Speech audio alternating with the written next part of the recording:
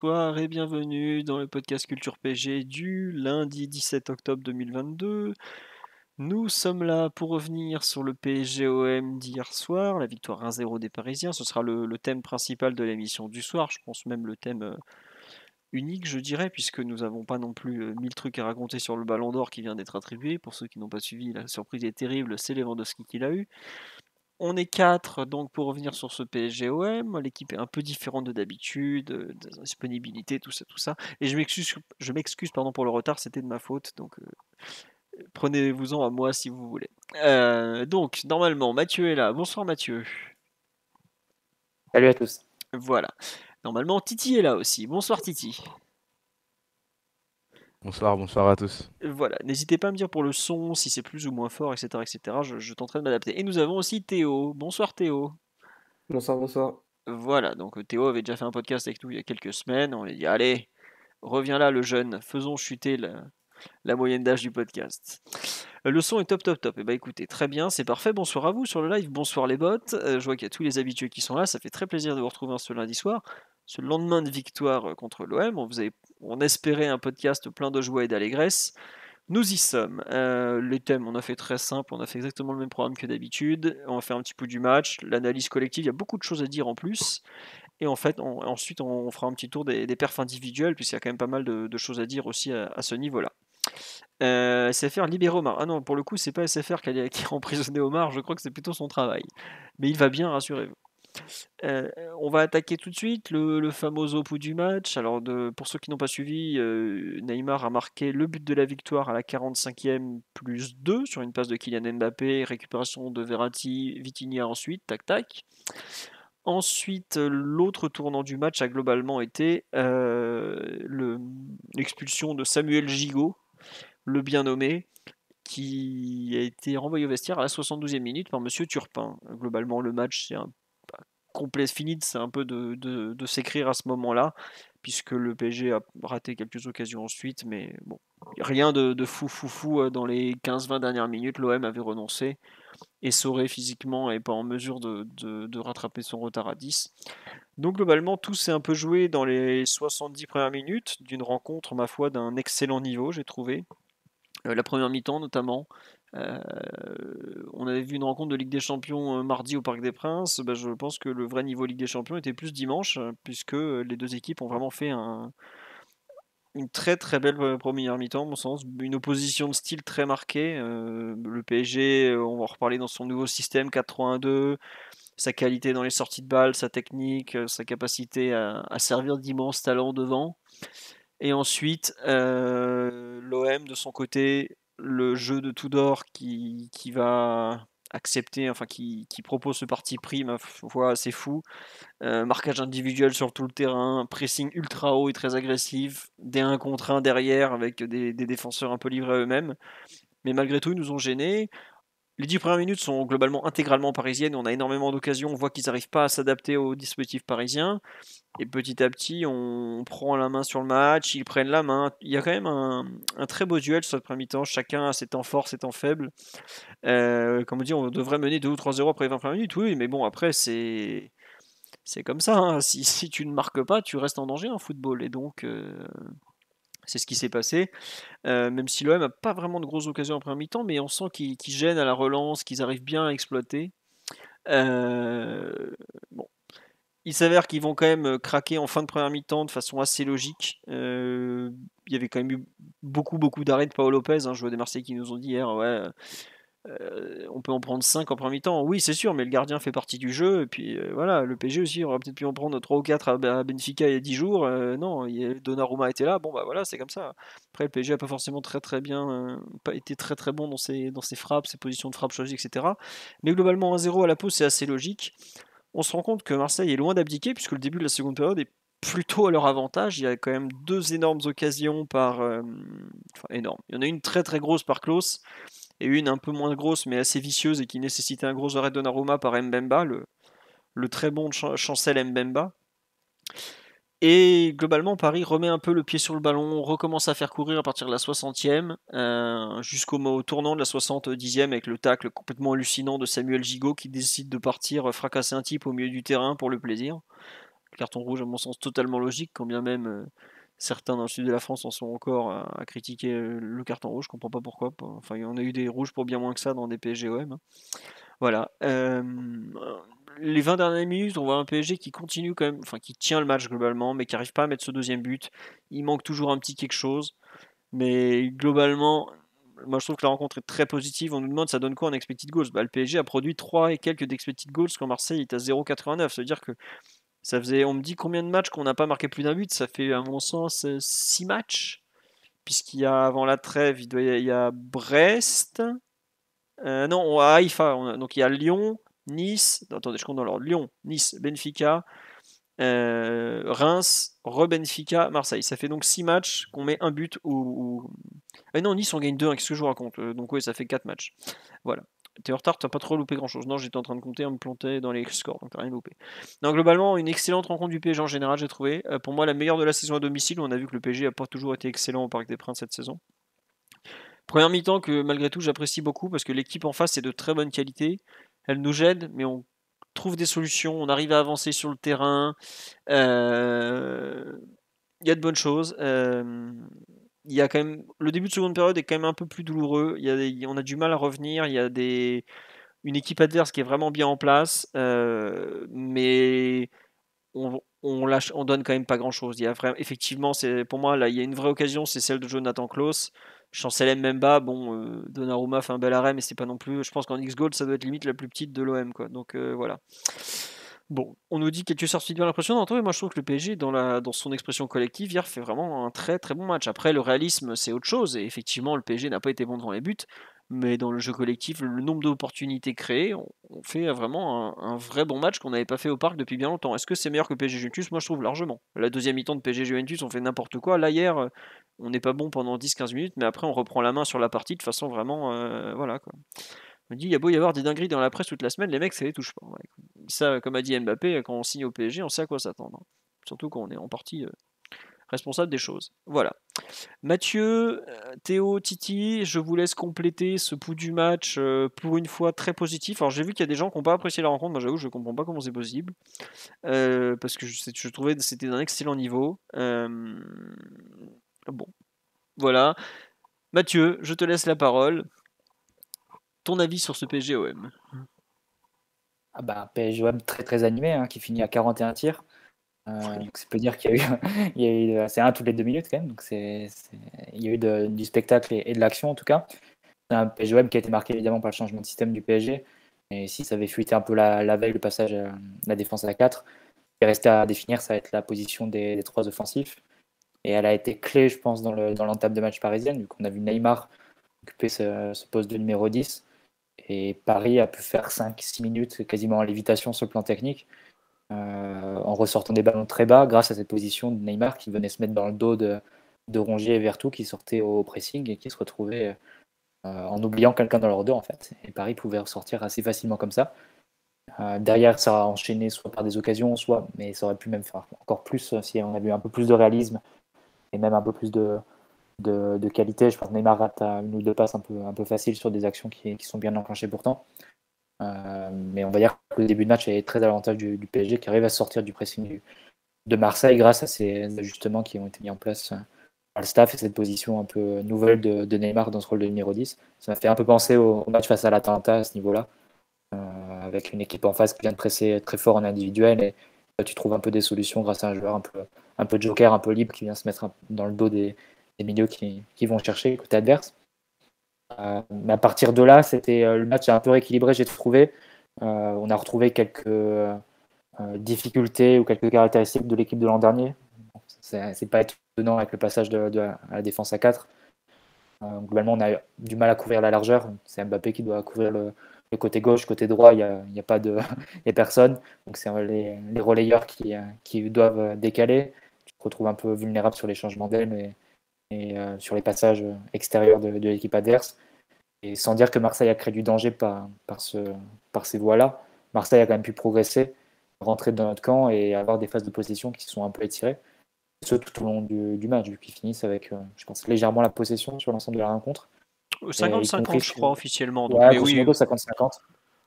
Y compris à 10 contre 11, c'est ça qui est assez intéressant. Même sur la période à 10 contre 11, Marseille a à une possession assez équilibrée. Tout ça pour dire que voilà, le PSG a une première ligne qui travaille assez peu. Neymar qui était plutôt sur le côté gauche jusqu'à présent et qui est réaxé avec ce nouveau système. Ça ouvre un peu les couloirs et c'est les relayeurs qui sont à nouveau sollicités comme il était l'an dernier. Un peu les couvertures et les coulissages, si on veut.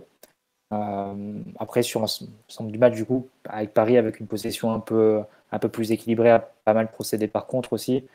Par contre, aussi, sur des ballons où Marseille vient de chercher, tu arrives à passer, et ensuite tu peux attaquer avec des grands espaces. Un peu comme ça qu'on lance des actions qui se finissent par la frappe notamment d'Mbappé en première mi-temps qui est poussé sur sa droite par Pau Lopez.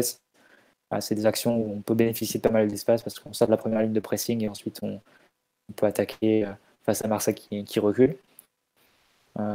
C'est aussi, il me semble, le scénario du but aussi, qui certes intervient sur la contre-pressing, mais à la base c'est une contre-attaque entre guillemets, puis quand même Bamba n'a même pas le temps de revenir et il se retrouve très très loin de l'action au moment de la finalisation.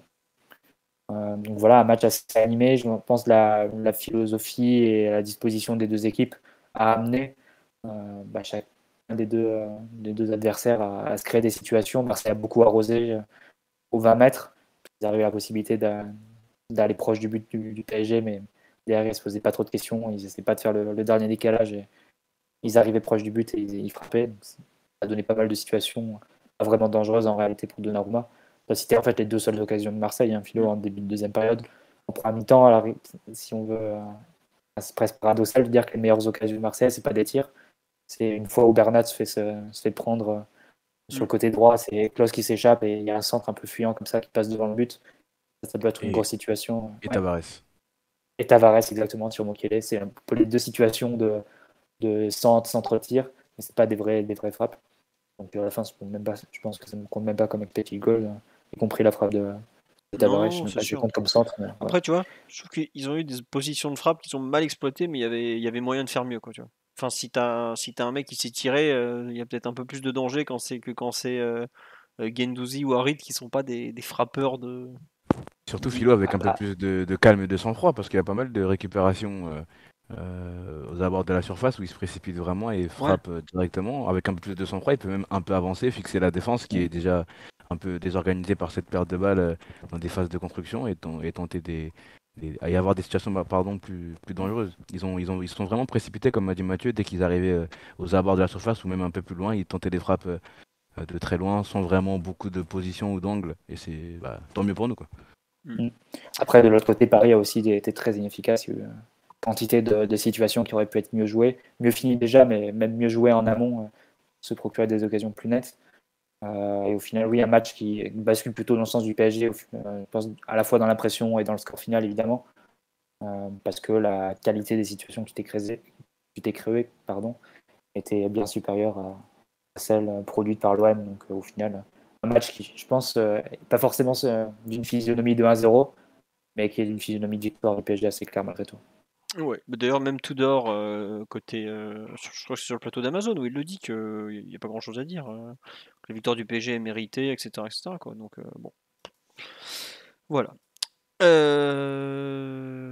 Qu'est-ce que je voulais vous dire? Le mérite PSG parce qu'il y a une main vite fait. Alors ça, la main, enfin, la main, c'est donc Mukiele, hein, il y a une frappe de je sais plus qui, il cache ses mains derrière dans son dos et ça tape à ce moment-là. Donc, quand la frappe est à bout portant comme ça, c'est jamais sifflé en théorie, à part en Italie. Mais... Ouais. C'est plus un fonctionnement là-bas. Mais... Non, mais c'était une blague, d'accord. Non, excuse-moi, parce que des fois, il y a des supporters adverses qui viennent dans le live, il n'y a pas de souci, on les accueille. Mais non, j'avoue que cette histoire de main, pareil, enfin, il y a 2-3 trucs un peu bizarres sur des actions parisiennes. Bon, je comprends qu'ils ne soient pas contents de l'arbitrage, mais il n'y a pas vraiment de scandale hier, quoi. Comme on dit sur live, à la limite, il y a plus péno sur l'accrochage Bernat-Klose. Bernat s'en sort bien sur ce moment-là, quoi. Parce qu'il y a un vrai tirage de maillot qui peut se siffler, quoi. Bon, après, Benoît Chéreau qui retourne lire les lois du jeu, ça lui fera pas de mal, hein. Bon. Ou alors qu'il donne des conseils à son frère, ça fera pas de mal à la famille non plus. C'est pas grave. Titi, si tu veux compléter ton avis un peu, ou Théo, qu'on n'a pas encore entendu sur ce match en général. Oui, Titi, vas-y. Écoute, je partage plutôt l'analyse de Mathieu. Je sais pas si on m'entend bien, mais je partage plutôt l'analyse de. On t'entend très bien, t'inquiète pas. C'est moi qui ai toussé. C'est pour ça que j'ai. J'ai partagé l'analyse de Mathieu. Il y a vraiment des belles séquences dans le match. Il y a quelqu'un qui parlait dans le live de sorties de balles vraiment, vraiment intéressantes où on arrive à un peu aspirer l'équipe marseillaise et ensuite avoir Neymar un peu dans une position axiale pour écarter sur Mbappé. Il y a aussi des beaux contres, des belles contre-attaques comme bah, sur l'action du but, hein. Il y a Hakimi qui a une situation assez claire pour pouvoir servir. Je crois que c'est Mbappé. Finalement, ça marche pas et c'est Verratti qui fait la récupération. Mais il y a vraiment de belles séquences et moi, il y a pas mal de choses que j'ai aimé. Je pense qu'on va en parler tout à l'heure d'analyse collective, mais il y a eu des choses intéressantes à la relance. Je sais que c'est un point sur lequel on a eu beaucoup de mal, pardon, depuis le début de la saison. On a vu des choses, on a vu des choses travailler, je pense, des tentatives de sortir le ballon différemment, que ce soit avec Didio ou avec d'autres. Mais vraiment, j'ai vu pas mal de belles choses. Le match bascule en notre faveur parce qu'il fallait bien qu'à un moment qu'on arrive à trouver la faille parce que le début de match est quand même fort. Sur les 5 premières minutes, on a, je crois, 4 occasions. En tout cas, des situations très claires avec, par exemple, celle d'Hakimi ou Messi qui bute sur Paul Lopez. Et d'ailleurs, l'action sur le face-à-face Hakimi-Paul Lopez, elle est géniale. J'aurais aimé que ça se termine par un but parce que vraiment, c'est une superbe action et c'est dommage de ne pas valider ce temps fort par un but parce que c'est des actions qui auraient, je pense, fait un peu pas le tour du monde, mais c'est des actions qu'on aurait pu garder comme belle action Ouais, en d'un souvenir. classico. Ouais, en Ouais, souvenir, voilà, parce ouais. que franchement, l'action, elle est superbe, hein, Bah et regarde, malheureusement. Ouais, vas-y. moi je te coupe, quand tu mets le but, celui de Mbappé ou Di Maria, Ouais, celui où on met exactement. 4-0 à la mi-temps, t'as des actions Avec qui sont Navas restées, quoi. au début, là, Voilà, voilà, ouais. exactement. Ouais, ça serait totalement resté parce que franchement, l'action est super. Je crois que ça part d'une récupération de Verratti. Ensuite, il y a une longue possession. Ça va nous mener jusqu'à Donnarumma qui va trouver ensuite Danilo Ruiz. Après, Neymar qui va trouver Kylian. Mais vraiment, c'était une superbe action et c'est dommage que ça ne rentre pas. Mais, Mathieu, il a parlé du fait que l'OM n'a pas eu beaucoup de situations, finalement, enfin d'occasions, parce que c'est les deux Mm. seules, c'est celle où Mbemba est sur le côté, frappe un peu sur Donnarumma et ben, Klose. Je pense qu'il y a quand même faute de Bernat. C'est sur celle-là que Bernat il tient Klose, non? Je Ouais, crois. c'est sur ça là. Ouais. Bon, voilà, c'est les deux seules situations, mais au final, c'est des frappes de loin. On concède pas trop. Donnarumma fait un match plutôt tranquille, quelques sorties à gérer, mais vraiment tranquille. Mais voilà, j'ai bien aimé le match. En tout cas, la première mi-temps, elle était plutôt sympa. Il y avait pas mal d'intensité. On peut dire que c'est un match Ligue des Champions, mais presque, hein. Franchement, il y avait pas mal d'intensité, une belle équipe en face. Tout à l'heure, tu as parlé du marquage individuel des Marseillais. C'était le retour de Bielsa au Parc des Princes, là, presque. Mm. Parce que franchement, on a vu Mbemba ou encore Bailly descendre très très bas quand c'était Mbappé ou Neymar qui décrochaient. Vraiment, c'était des choses qu'on n'avait pas vues depuis un moment par une équipe adverse au Parc des Princes. Donc vraiment, j'ai bien aimé la première mi-temps. Seconde mi-temps, les 15 premières minutes, elles m'ont un peu frustré parce que j'ai trouvé qu'on n'était pas vraiment rentré des vestiaires, mais on reprend vite le match en main et Gigot sonne le glas de ce match avec son tacle un peu bizarre. Mais voilà, c'est un bon match, un bon classico, peut-être pas le meilleur, mais un bon classico. Vous avez parlé des 41 tirs, c'est pas 41 tirs tous dangereux, hein, mais voilà, c'est quand même une stat qui montre que c'était un match plutôt plaisant et plutôt animé. Ouais, tiens, on nous dit c'est assez drôle et déprimant à la fois. On a une attaque de rêve et un gros problème d'efficacité. Après, enfin, hier on a un problème d'efficacité. Ces derniers matchs, on avait même un problème de création parce que autant Benfica on a des occasions, autant Reims et le retour contre Benfica, on crée pratiquement rien. Donc voilà quoi. On nous dit effectivement, Titi, on est resté au vestiaire 20 minutes en deuxième mi-temps, oui. Voilà. Bah oui, Théo, oui, clairement, vas-y enfin, en Titi, oui. deuxième mi-temps. Non, non, désolé, je voulais rebondir. Oui, en deuxième mi-temps, vraiment, les premières minutes, je trouve qu'on était un peu amorphe et Marseille arrive à, je sais pas, endormir le match, mais en tout cas à reprendre un peu le ballon et la possession.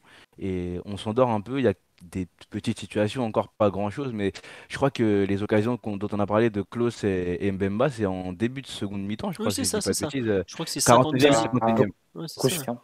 Ouais, Mm. 49e et 51e coup sur coup, donc c'est vraiment un moment où c'était un peu le creux pour nous. Et après, bon, on a réussi à reprendre le match en main, mais ouais, on n'est pas revenu des vestiaires.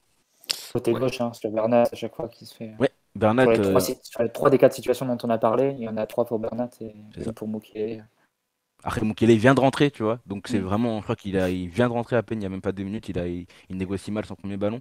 Mais c'est vrai que Bernat, c'est une constante sur le match, il a été un peu dépassé avec Klose qui est quand même un joueur assez costaud physiquement, en tout cas dans l'enchaînement et la répétition d'efforts. Et aussi Mbemba qui est beaucoup monté, pas mal de montées. D'ailleurs, je comprenais pas pourquoi il se retrouvait si haut, mais c'est vrai qu'il a eu un peu de mal à gérer son couloir là. Ouais.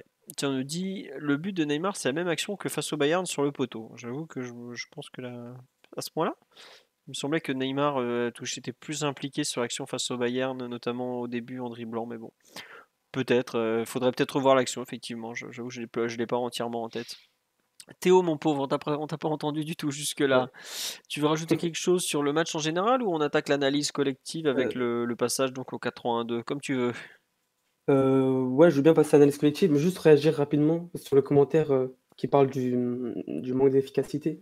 C'est en fait, c'est vrai qu'on dit ça par rapport euh, à la stat des expected goals, mais le gros problème des expected goals, même si c'est une stat que j'adore, hein, c'est que elle prend quand même il y a un certain nombre de facteurs à prendre en compte aussi pour la nuancer. Et il y a aussi, bah, le fait il y a ce facteur du gardien qui est pas du tout pris en compte, puisque l'expected goal, c'est mesuré, au moment où le joueur tire. Et là, bah, il y a une stat aussi pour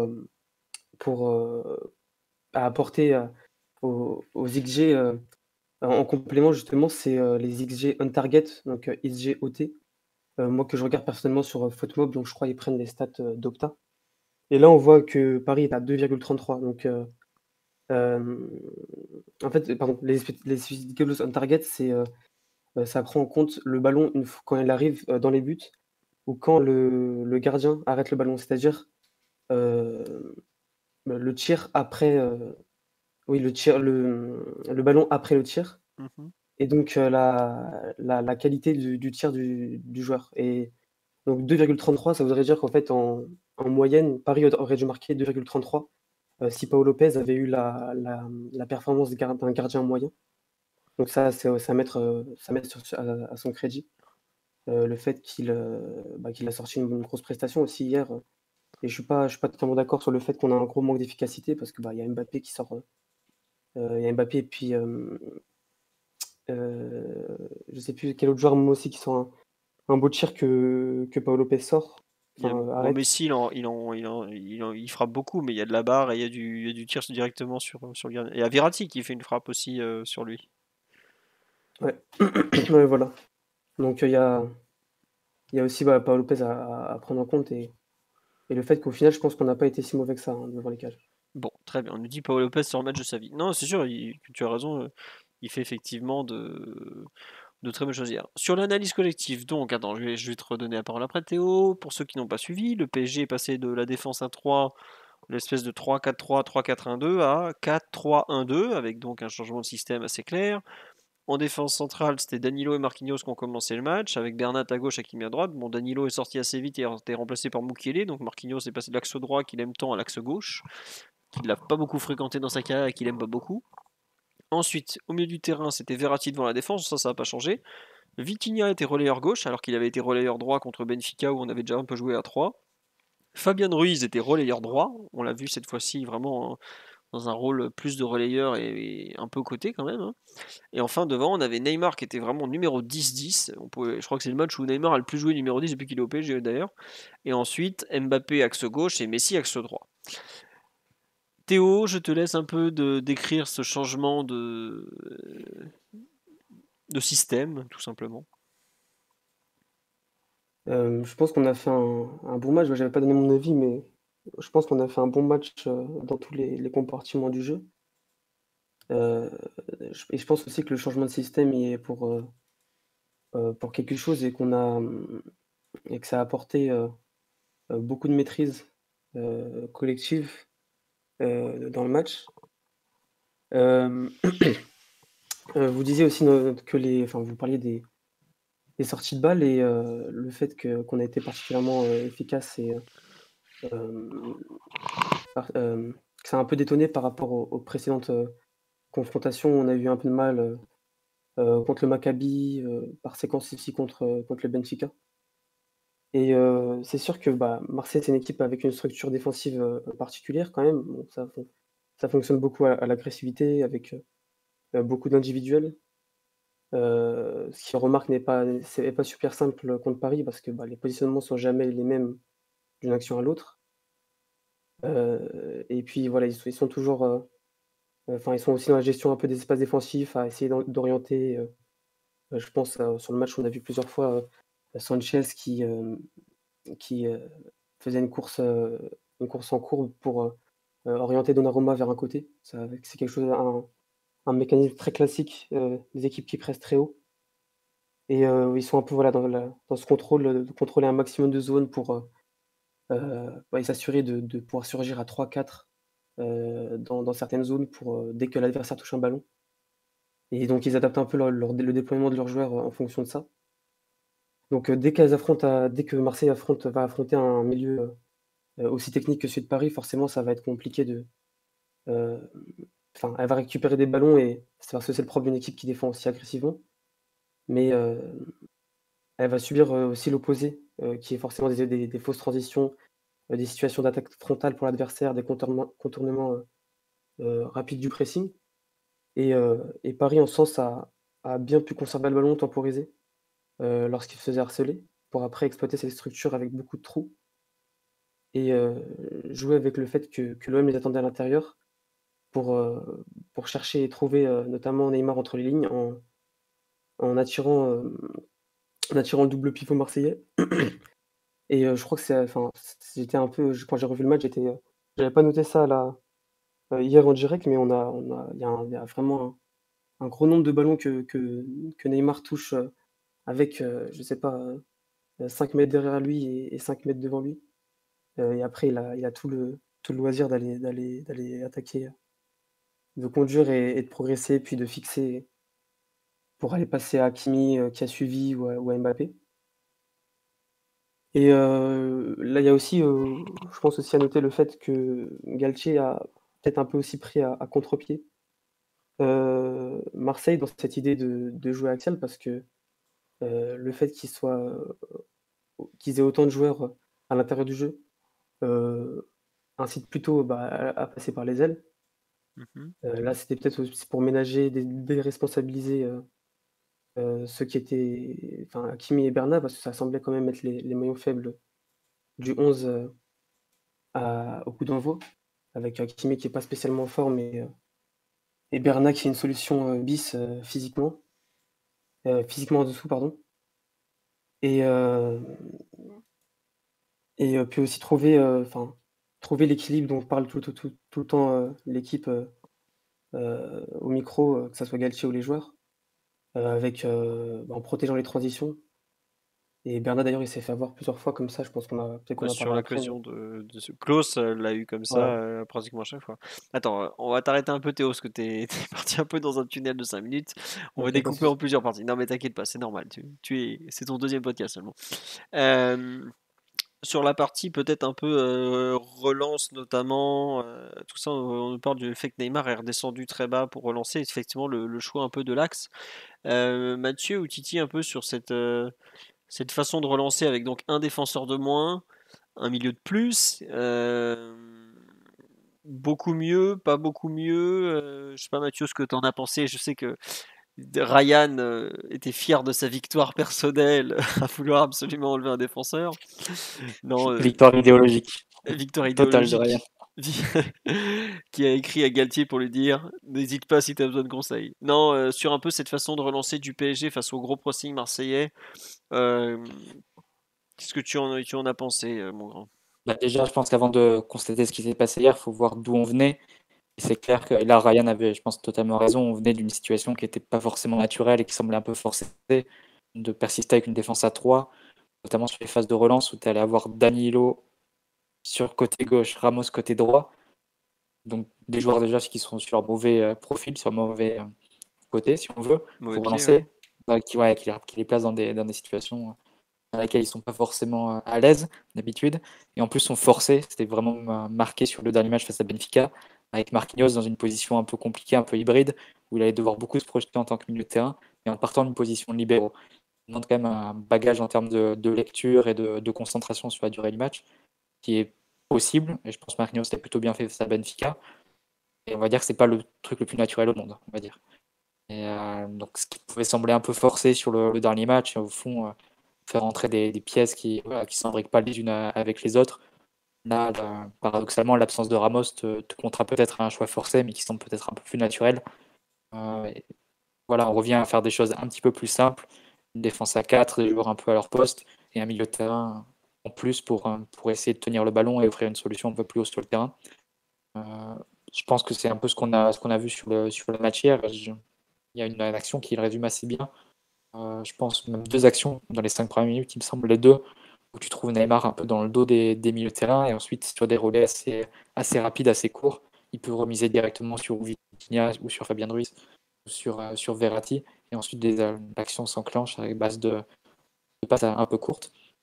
Donc c'est ce qu'on a pu bien trouver, et je pense que ça allait bien avec le pressing de l'OM qui est très agressif, très individuel, et forcément qui laisse des espaces dans le dos, et si tu arrives à trouver ces espaces-là, tu te retrouves à pouvoir ensuite attaquer sur des espaces beaucoup plus grands, avec pouvoir lancer ensuite Mbappé un peu défiler sur le côté gauche, et avec de l'espace à attaquer, donc de la vitesse à prendre.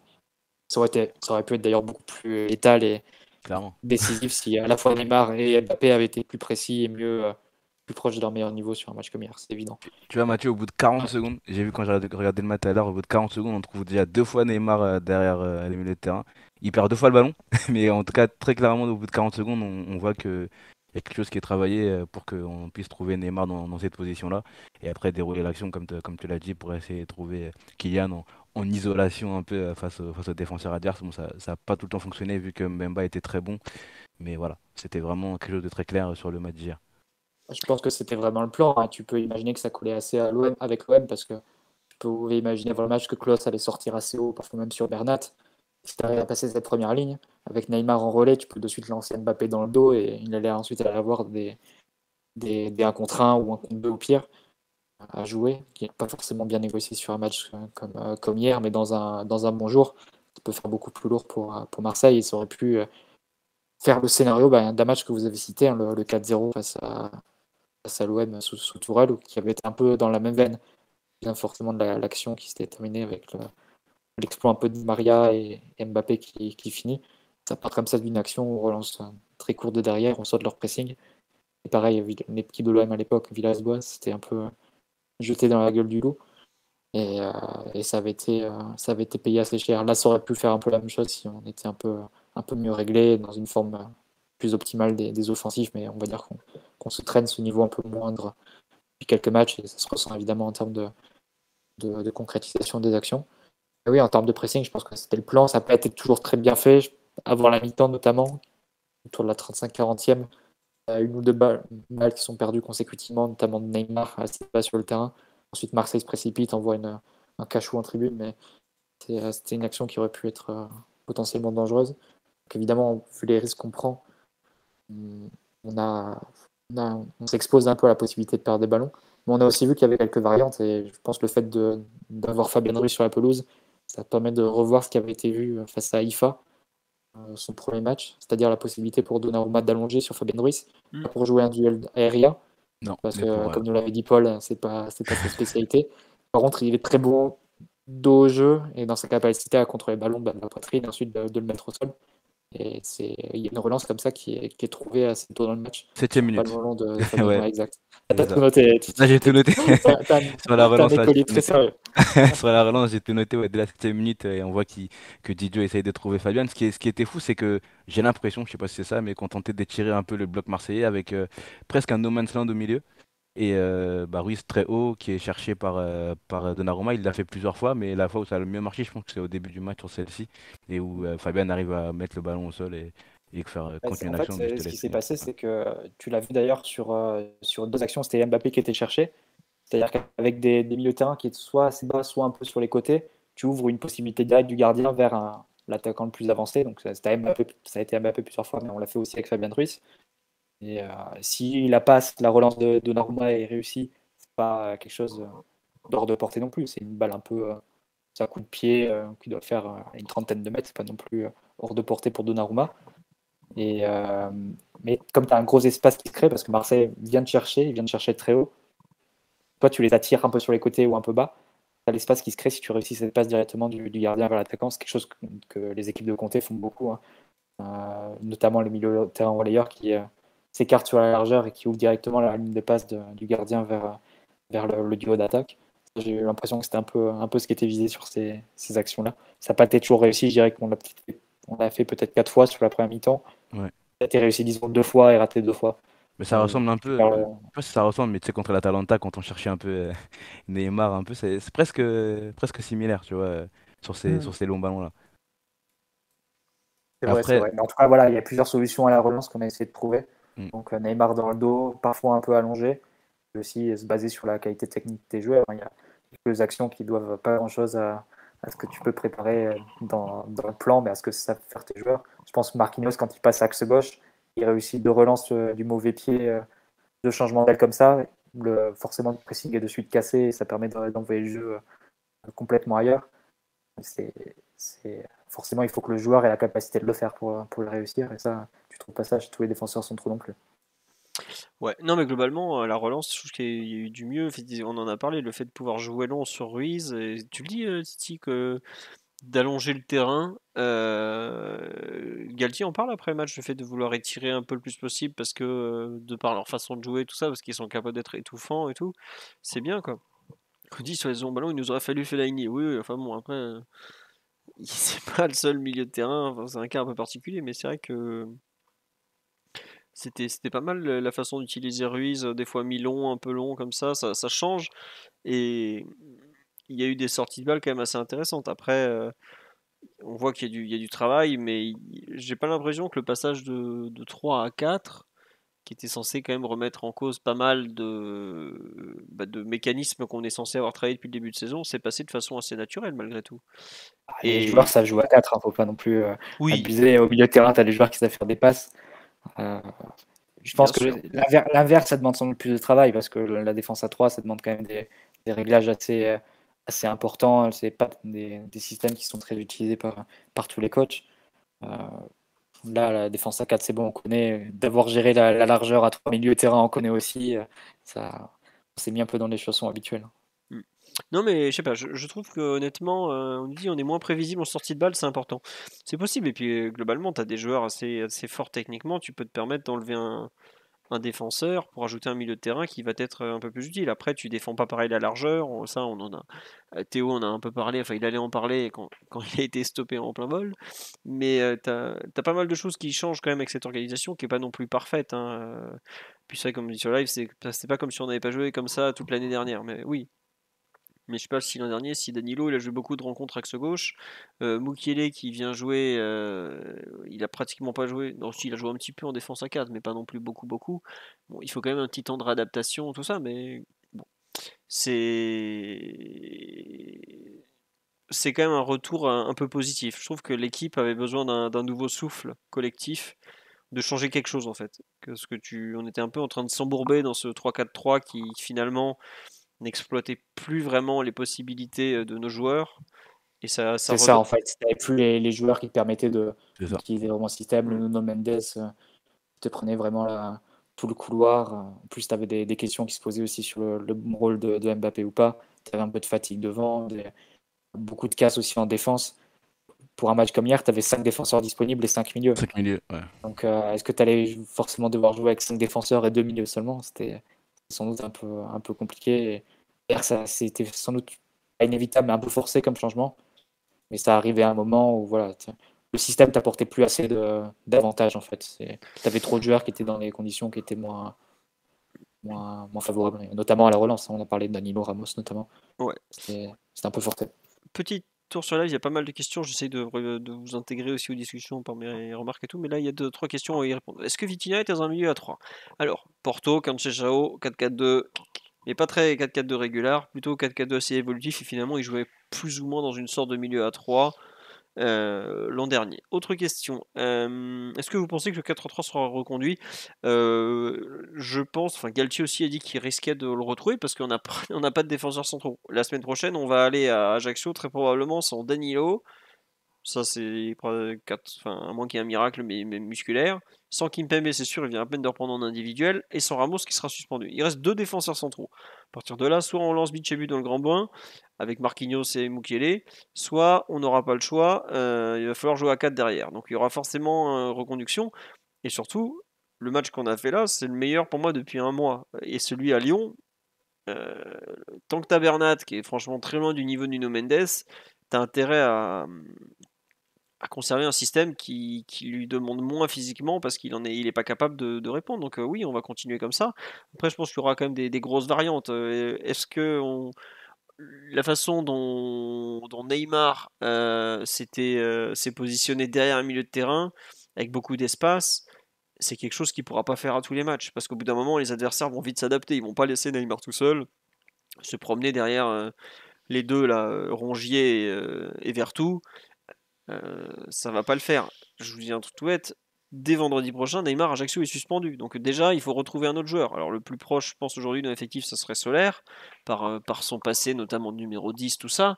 Mais il y aura des adaptations au fur et à mesure. Il y a beaucoup de blessés, de turnover. Donc le 4-3 sera reconduit. Est-ce que le 4-3 sera encore là quand les deux, Mendes et Hakimi, seront disponibles et des défenseurs centraux? C'est à confirmer, mais aujourd'hui on va continuer encore quelques jours, journée de championnat, quelques matchs comme ça, quoi, tout simplement. Donc on En nous tout dit cas, oui. Oui, vas-y, Titi. sur le 4-3-3, t'as fini sur les latéraux. Je voulais parler rapidement d'Hakimi. Voilà, on parlera après de sa prestation, mais j'ai trouvé qu'on l'a plus trouvé lancé. Et Ouais, je suis d'accord paradoxalement, avec toi. tu vois, paradoxalement, on disait que le système était plus pour les latéraux sur le système A3. Et là, sur ce match-là, on l'a plus trouvé lancé. Après, il en a fait des choses pas très bonnes par moment, mais on l'a beaucoup trouvé lancé. Et c'est là qu'il, normalement, il doit trouver sa plénitude, quoi. Et on a beaucoup progressé aussi par ses passés bas. Quand il trouvait Fabien à l'intérieur et il pouvait attaquer directement après le dos de Nuno, on a beaucoup. Même, bah, je crois que le but, il vient sur une action comme ça où Hakimi fait un passé va et il perd le ballon, ça revient, on récupère et on marque. Ouais, ça me dit quelque chose. Ouais. Non, mais tu as raison sur le fait qu'on a peut-être mieux utilisé paradoxalement Hakimi dans ce système que au cours des dernières semaines en jouant à 3. Après, il y a un truc qui est à souligner pour Hakimi, parce que moi je trouve son match est plutôt intéressant aussi, c'est qu'il avait un joueur beaucoup plus proche de lui avec Ruiz que dernièrement, quoi. Dernièrement, le pauvre, il devait gérer, il avait tout seul les 30 mètres autour de lui où il n'y a personne. Là, Ruiz lui a quand même apporté une certaine présence autour de lui, notamment sur des sorties de balles, comme tu dis, des passes va, où il part, il donne le ballon, il continue d'avancer. Il y a des moments comment dirais-je, il n'était pas toujours arrêté à attendre que les choses se décantent, quoi. Donc, ça lui a peut-être fait du bien aussi ce changement de système pour justement avoir des partenaires plus proches de lui et pas seulement lui demander de faire des miracles à la Nuno Mendes sur l'autre aile, quoi. Donc on nous dit peut-être que Hakimi était rassuré par une meilleure couverture du couloir, d'où ses projections. Ça correspond effectivement un petit peu à ce qu'on a pu voir. Est-ce qu'il y a un autre point dont vous voulez parler sur cette mise en place de ce 4-3-1-2 donc, en fait, on a beaucoup parlé 4-3-3, mais pour moi, c'est peut-être même plus un 4-4-2 au final. Un peu losange, même si bon, le losange n'est pas très très régulier, qu'un 4-3-3, non? Parce que Ouais, Neymar est quatrième milieu. ouais, on est d'accord, hein. Oui, Bah, oui, oui. je l'ai Neymar est écrit hier. quatrième milieu. C'est la première phrase que j'ai mis sur sa performance individuelle, c'est qu'il a joué comme un quatrième milieu au final. Je sais pas, Théo, Mathieu, si vous l'avez interprété de la sorte aussi. Ouais, ouais, Oui, je suis d'accord. complètement. Bah, tu le vois aussi avec ses stats de ballons joués. Mm. Il a quasiment à 100, je pense, sur l'ensemble du match. En Il a 80 beaucoup minutes, joué, hein. beaucoup joué, beaucoup participé. D'ailleurs, ça faudra sans doute en parler et sans doute le noter sur les prochains matchs si on garde ce système. Et ça s'est aussi accompagné d'une réduction de l'activité de Messi avec le ballon et de la place de Messi dans le jeu de l'équipe. Je pense qu'il est à 60 ballons, quelque chose comme ça, Messi. Bon, après, il sort un petit peu avant. 51 Et, même, je crois. Ou 50, il me semble qu'il y a Thibaut qui a sorti la stat tout à l'heure, mais c'est son plus faible total de ballons touchés cette saison en tout cas. donc c'est pas étonnant, il jouait un peu plus haut et tu avais un quatrième milieu, donc c'était. Enfin, sa place dans l'équipe était différente. Il jouait beaucoup plus milieu de terrain sur les matchs précédents, parfois très bas, à initier les actions avec Verratti. Ensuite, sur le plan défensif, c'est vrai que par moment, tu avais vraiment ces séquences où tu avais Neymar devant les trois relayeurs qui étaient très resserrés. Par contre, on l'a un peu évoqué tout à l'heure, mais ça ouvre beaucoup de jeux sur les extérieurs pour l'adversaire. Ça, on va retomber sur sur les difficultés des années précédentes, à comment tu vas couvrir la largeur. Et face à des équipes qui seront habiles à renverser le jeu ou à bien bien progresser par les côtés, on va te retrouver en difficulté parce qu'on a déjà vu sur les années précédentes que voilà, c'était là où le bas blesse. Je pense qu'on va retrouver des situations où on va concéder beaucoup de centres. Il faudra être intéressant Vu à la comment les défend tombée et les dans la centres lecture. depuis le début de la saison, c'est C'est pas. sûr, mais bon, Ouais. et encore, je pense qu'il faudrait regarder un peu les chiffres, mais j'ai l'impression que sur les années précédentes, c'était encore pire, parce qu'après toute cette saison, on a encaissé que 5 buts en championnat. Donc là, on peut dire qu'il y avait quand même une amélioration. Là, il faudra voir à quel niveau et à quel degré on note une conséquence. Mais je pense que oui, c'est ce qu'on peut deviner le plus naturellement. Sur le plan défensif, tu vas souffrir à nouveau sur la largeur. Globalement, sur notre côté gauche à nous, le fait que Mbappé veuille jouer à ce niveau-là, de ce côté-là, tu sais il va jamais suivre le latéral adverse, donc tu risques de demander à nouveau beaucoup à Vitinha, comme les années précédentes, tu demandais beaucoup à Verratti ou à Gay pour fermer ce couloir-là. On va voir comment on arrive à tenir, mais je pense on peut s'acheminer à quelque chose qui ressemble beaucoup à ce qu'on a vu l'année précédente, c'est-à-dire au final une certaine vulnérabilité sur les côtés et aussi une tenue du ballon qui sera sans doute un peu moindre parce que l'adversaire aura plus de facilité à progresser, donc à t'imposer des temps de possession peut-être dans ton camp. Donc aussi la possibilité de repartir plus souvent en contre et donc de maximiser un peu plus les qualités d'Mbappé. C'est peut-être un peu le troc et le deal qui est fait sur la semaine, qui a été ô combien agité en coulisses. Ouais, après, je trouve que tu as raison sur la défense de la largeur. Et tu vois, le pauvre Vitinha, par exemple, je trouvais qu'il avait du mal un peu à coulisser par moments. Bernat était un peu seul des fois. Mais t'as quand même Neymar qui se retrouve comme ça à pouvoir défendre et intégrer un peu le milieu axial de façon plus rapide, parce qu'il est moins bas moins haut sur le terrain au départ. Après, bon, évidemment, si tu dois attendre que Neymar vienne se replacer à côté de Verratti pour créer un double pivot afin d'ensuite pouvoir écarter Vitinha et Ruiz sur les côtés pour défendre, bon voilà, c'est compliqué. Et puis tu sais qu'avoir Neymar très bas sur le terrain, ça peut être dangereux. Il y a eu des moments hier où il commence à dribbler et tout, et là genre ouais. Le plus souvent, tu avais les trois relayeurs qui étaient assez proches les uns des autres, mais par Mm. contre, ça libérait complètement le côté opposé. Marseille n'a pas été très bon pour toucher rapidement le côté opposé, mais on verra. Face à City, par exemple, tu l'aurais payé, ça c'est évident. Face à l'OM, on s'en est tiré. Comme on dit sur le live, oui, on a l'impression qu'il n'y a aucun système idéal et qu'il faut choisir le moins pire. Attendez, quand on défend à 7, on peut déduire, allez, on peut mettre Neymar, on peut défendre à 8, mais le pauvre, le temps qu'il redescende, bah, ça fait quand même pas mal de temps d'action où il finit ses actions dans la surface adverse. On peut pas lui demander sur le compte d'être devant sa défense à lui à défendre, hein.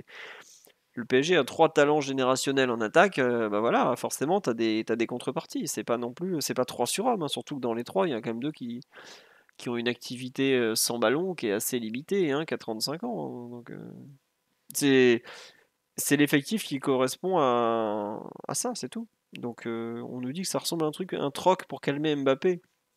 Bah oui et non, parce qu'on a quand même dit juste avant que ça allait plus au niveau de la relance derrière, qu'on avait du mal à construire des actions, qu'on concédait pas forcément énormément, mais qu'en tout cas on créait plus grand chose, qu'on avait du mal à connecter l'équipe. Hier on a. C'est sans doute pas le point de départ, je pense, la colère de Mbappé, mais on va dire que ça arrange sans doute plus Mbappé d'avoir l'équipe dans la configuration d'hier que dans le 5-3-2, même quand il marchait bien. Ouais, non, c'est sûr, je suis bien d'accord avec toi. Mais tu vois, après tant mieux, parce que pour occuper ce rôle de 10, t'as deux choix possibles, c'est soit Neymar, soit Messi. Voilà. Bon, le problème c'est que si tu mets Messi là, tu te retrouves à devoir mettre Neymar axe gauche, donc décaler Mbappé axe droit qu'il aime pas. Bon, bah, pas terrible. Et surtout quand il faut défendre, Messi il te regarde de loin, genre bon bah, à tout à l'heure, hein. Vous me rappelez quand on a récupéré le ballon quoi. Euh, Bon bah voilà, t'as Neymar en 10 avec sa grosse activité, parce que des 3 c'est celui qui a le plus gros volume de jeu, la plus grosse activité. Et puis bah après ça te permet d'avoir Messi axe droit qui est quand même un peu son côté préférentiel, même si tu perds un peu effectivement de la qualité créatrice de Messi, mais ça encore, c'est pas figé, hein. Tous les matchs vont pas se ressembler. Et ça te permet à Mbappé de lui donner un peu l'axe gauche de façon très large. Donc, bon, bah, c'est pas un mauvais deal. Après, il faudra voir par rapport aux adversaires comment ils vont s'adapter. Il faudra voir par rapport à nos absents. Euh, Bon, c'est comme ça, quoi.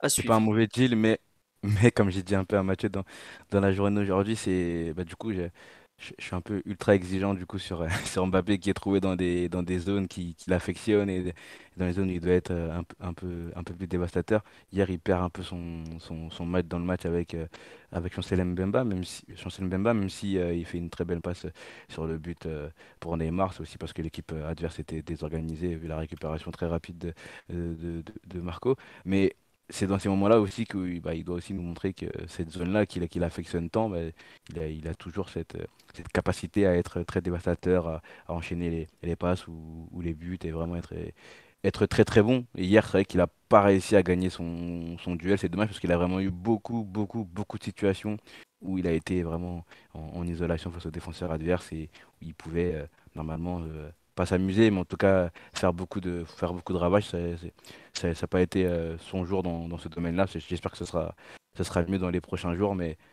voilà, je pense que mes formes, c'est pas le mot, mais ce que vivait Mbappé sur ses débuts de saison, c'était pas que le positionnement non plus, donc j'espère qu'il va réussir à se remettre la tête à l'endroit, quoi.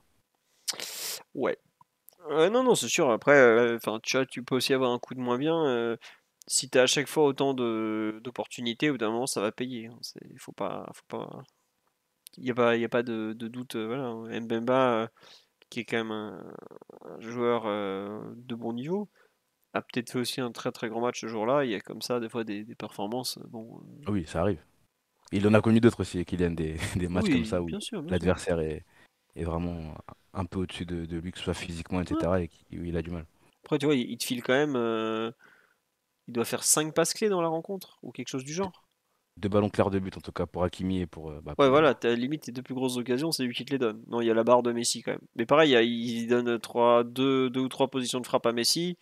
Bon, disons que autant dans son duel, il n'a pas été bon, autant je pense que dans ce qu'il a vu en termes de prendre le ballon, accélérer, toucher un peu partout, se déplacer, ça correspond peut-être plus à ce qu'il espérait de ces derniers temps, quoi. Mais bon. Euh, Théo, Mathieu, Titi, sur un peu ce 4-3-3, est-ce que vous voulez rajouter des choses, un peu ce qu'on a pu voir Ah non, moi il y a un truc que j'ai trouvé très intéressant, je vous donne la parole, mais en fait pas trop. C'est ce que Galtier a choisi de faire en mettant Vitinha côté gauche et Ruiz côté droit. À savoir mettre des joueurs en faux pied. Et ça permettait un peu de croiser les angles de passe à chaque fois. Bon, après, Vitinha est plutôt à l'aise sur le fait de jouer extérieur-intérieur, il n'y a pas de souci. Mais je trouve que croiser les angles de passe pour trouver Neymar dans le dos des milieux de terrain comme ça était franchement une bonne idée.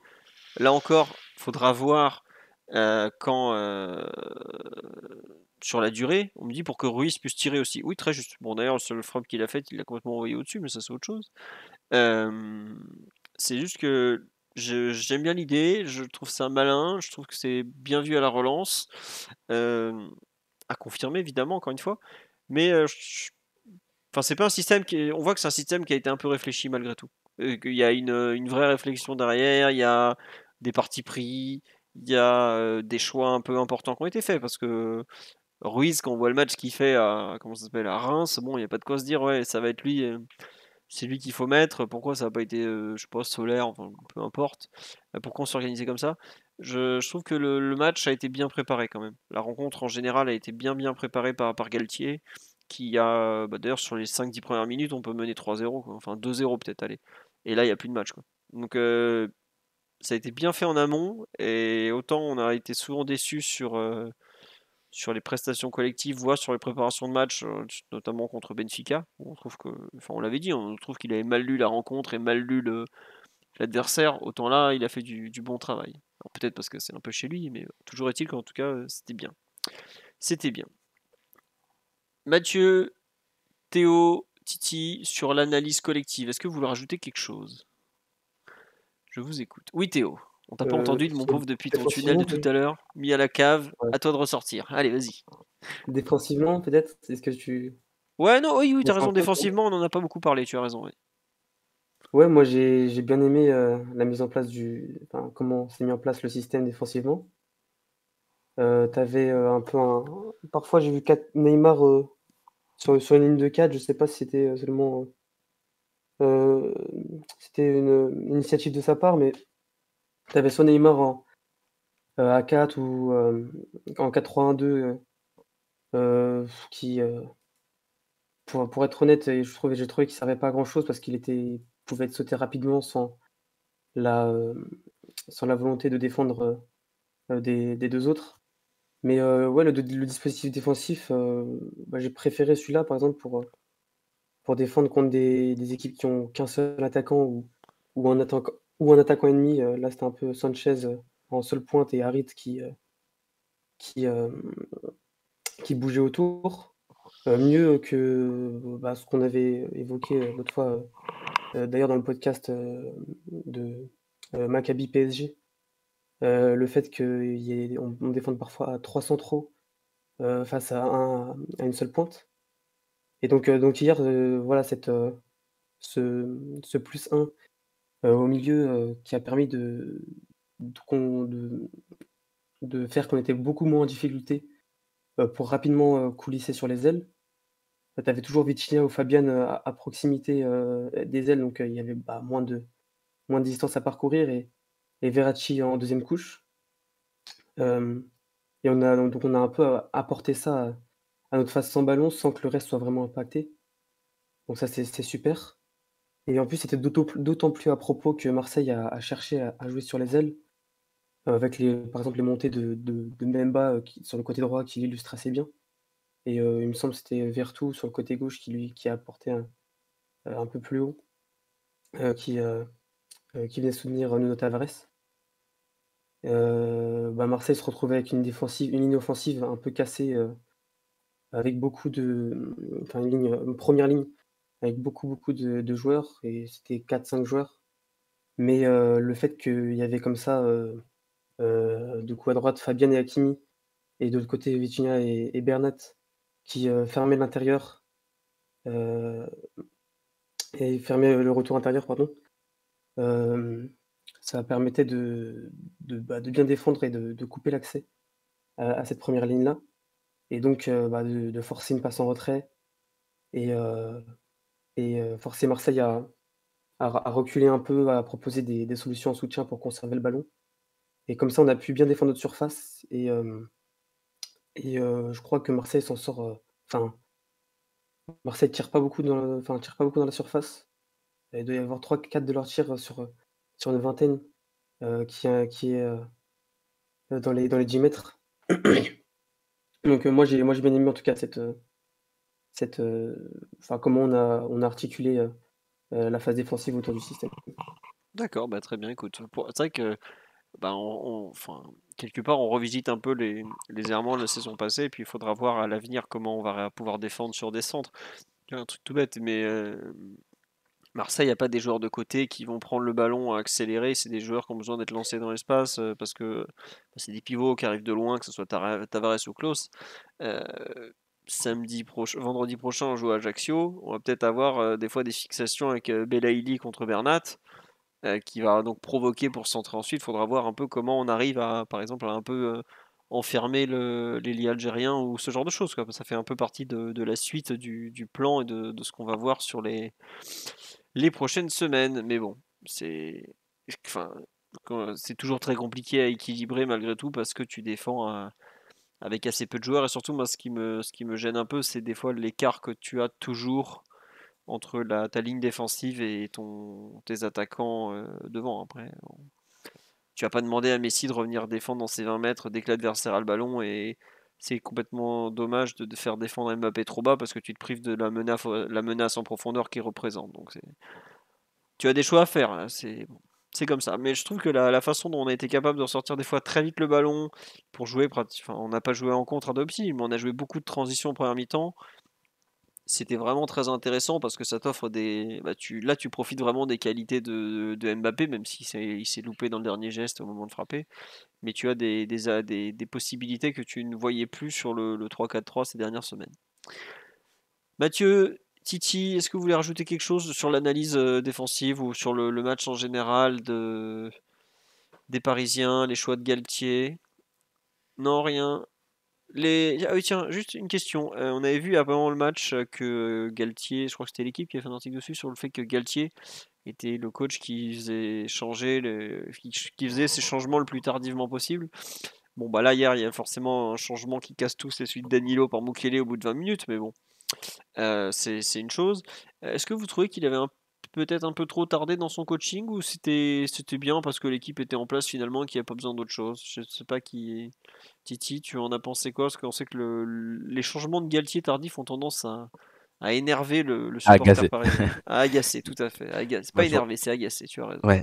Sur le match d'hier, j'ai pas ressenti ça pour hier. Je pense que on était à un moment où on avait bien repris le, le contrôle du match, pardon.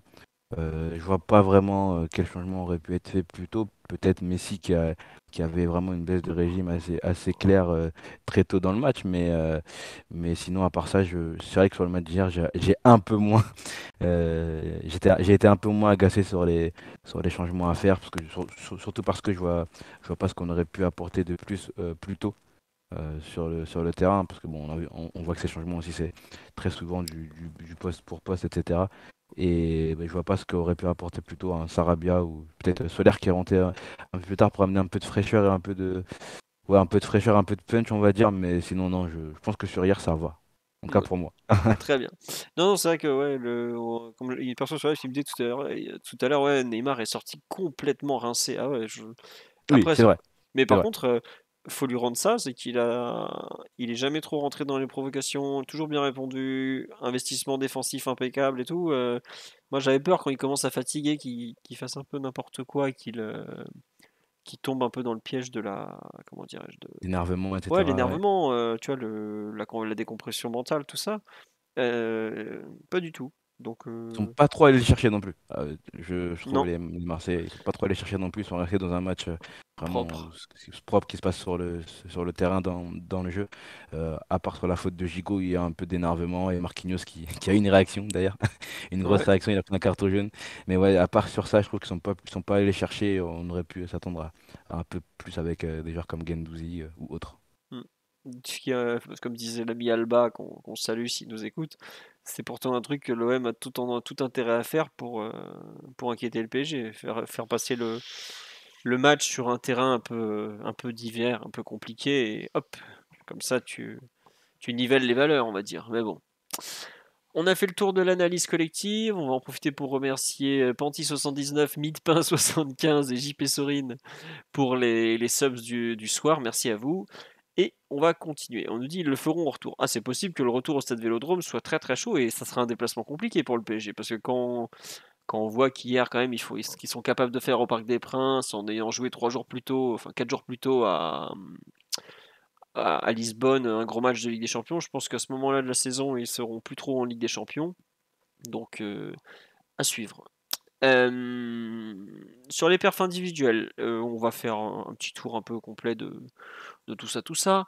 Est-ce que vous voulez parler du match de Donnarumma ou bon? Ah oui, Titi, ouais, ouvert le micro immédiatement.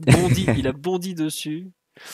Non, mais bon, c'est un match, pas dire tranquille. Il a eu les deux arrêts dont on a parlé dans son rôle de gardien de but. Après, on en a parlé aussi à la relance tout à l'heure avec Mathieu. Il a été un peu responsabilisé. Pas mal de longs ballons pour essayer de trouver les joueurs devant, comme on a parlé tout à l'heure avec Fabian, de voir par moment Mbappé, etc. Et il y a des belles passes, il y a des belles prises de risque, hein. Il y a la fameuse passe dont j'ai parlé hier sur Twitter pour Fabian, je crois que c'est vers la 15e, 16e minute. Belle passe il y a Alexis qui vient en pressing, je crois, il y a Guendouzi qui monte un peu haut, il arrive à trouver enfin, une passe pardon, forte au sol sur Fabian. C'était intéressant. Il en a fait deux, trois autres qui étaient sympas aussi.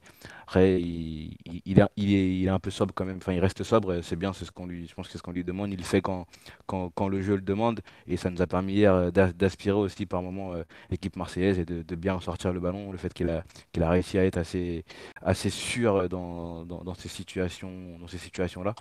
Donc on voit que quand il a des solutions, il peut trouver des joueurs, il peut trouver des passes intéressantes. Après, on ne parle pas de Neuer ou d'autres gardiens très bons, très très bons au pied, mais voilà, c'est pas un poids, je pense, dans ce registre-là, pardon, c'est pas un poids comme on l'entend très souvent. Et il est sur une belle période là, plus globalement de normal, et il est quand même sur une très belle période dans ce rôle de gardien de but déjà avant tout avec pas mal d'arrêts décisifs. Hier, il a vraiment un rôle de gardien du PSG à faire, c'est-à-dire deux arrêts dans un match important à faire. Bon, celui sur Mbemba, il est pas très fou, mais belle sortie sur l'action de Klose. Donc voilà, c'est un bon match et c'est surtout une bonne période pour Donnarumma. J'ai eu peur à un moment de la blessure après sa sortie sur Klose. Je crois qu'il s'est fait un peu mal au genou. Mais ça a l'air d'aller. Et il me donne une bonne impression sur les dernières semaines et je suis content de le voir à ce niveau-là. Voilà, c'est tout. Très bien. Non, mais il y a beaucoup de gens qui te rejoignent sur le live, comme quoi il est bien sur le mois d'octobre. Effectivement, le coup de la petite blessure au genou, on nous dit qu'on gagne en sérénité. Ouais, non, il fait des super matchs. On nous dit visiblement qu'il y a une scène où Neymar lui demande de jouer court au lieu d'allonger. Peut-être, j'avoue que je n'ai pas fait attention. Moi, je trouve que ces relances vers Ruiz quand il pouvait plus, c'était plutôt bien. Non, il y a bonne chose. On nous dit l'ombre de Navas n'a plus l'air de planer au-dessus. Navas avec les joues qui se trimballent, je sais pas s'il plane beaucoup en ce moment, mais ça c'est autre chose. Des gens ont été choqués par le visage très poupon du gardien costaricien, dirons-nous. Bref, on va passer à la suite. Dans la ligne défensive, est-ce que vous voulez évoquer un joueur en particulier, Mathieu, Théo, Titi, que- de qui souhaitez-vous parler? Peut-être un petit mot quand même sur le match de Marquinhos, parce que c'était, je crois, avec Ryan, dont on parlait dernièrement, du fait que la défense à 4, enfin la défense à 3 ne lui faisait finalement pas beaucoup de bien, voire le pénalisait. On parle du ciseau retourné du capitaine. Ah bah ça, c'est un peu l'action où il s'est raté, mais sinon, voilà. Je me dis, je suis pas le seul à avoir trouvé Navas en mode South Park. Si vous voulez voir un truc assez hallucinant, vous reprenez les photos d'hier soir. Enfin, vous allez chercher une photo de Navas ou une vidéo, vous cherchez, et vous regardez le même Keylor Navas au moment de sa signature. C'est un twitto qui m'a envoyé ça il y a quelques semaines, je me souviens plus qui, mais j'ai été assez choqué de voir que physiquement, il est assez loin du joueur très très affûté qu'il a été. Après, bon, il a 3 ou 4 ans de plus, il est plutôt jeune, il joue pas beaucoup, tout ça. Mais quand même, c'est un peu choquant. Bref, revenons sur Marquinhos. Parlons du terrain, ça sera plus intéressant. Mathieu, justement, ton avis sur ce retour de Marquinhos dans la défense à 4, tu l'as trouvé toi aussi beaucoup plus à l'aise ou tu finalement un peu dans la lignée des rencontres précédentes?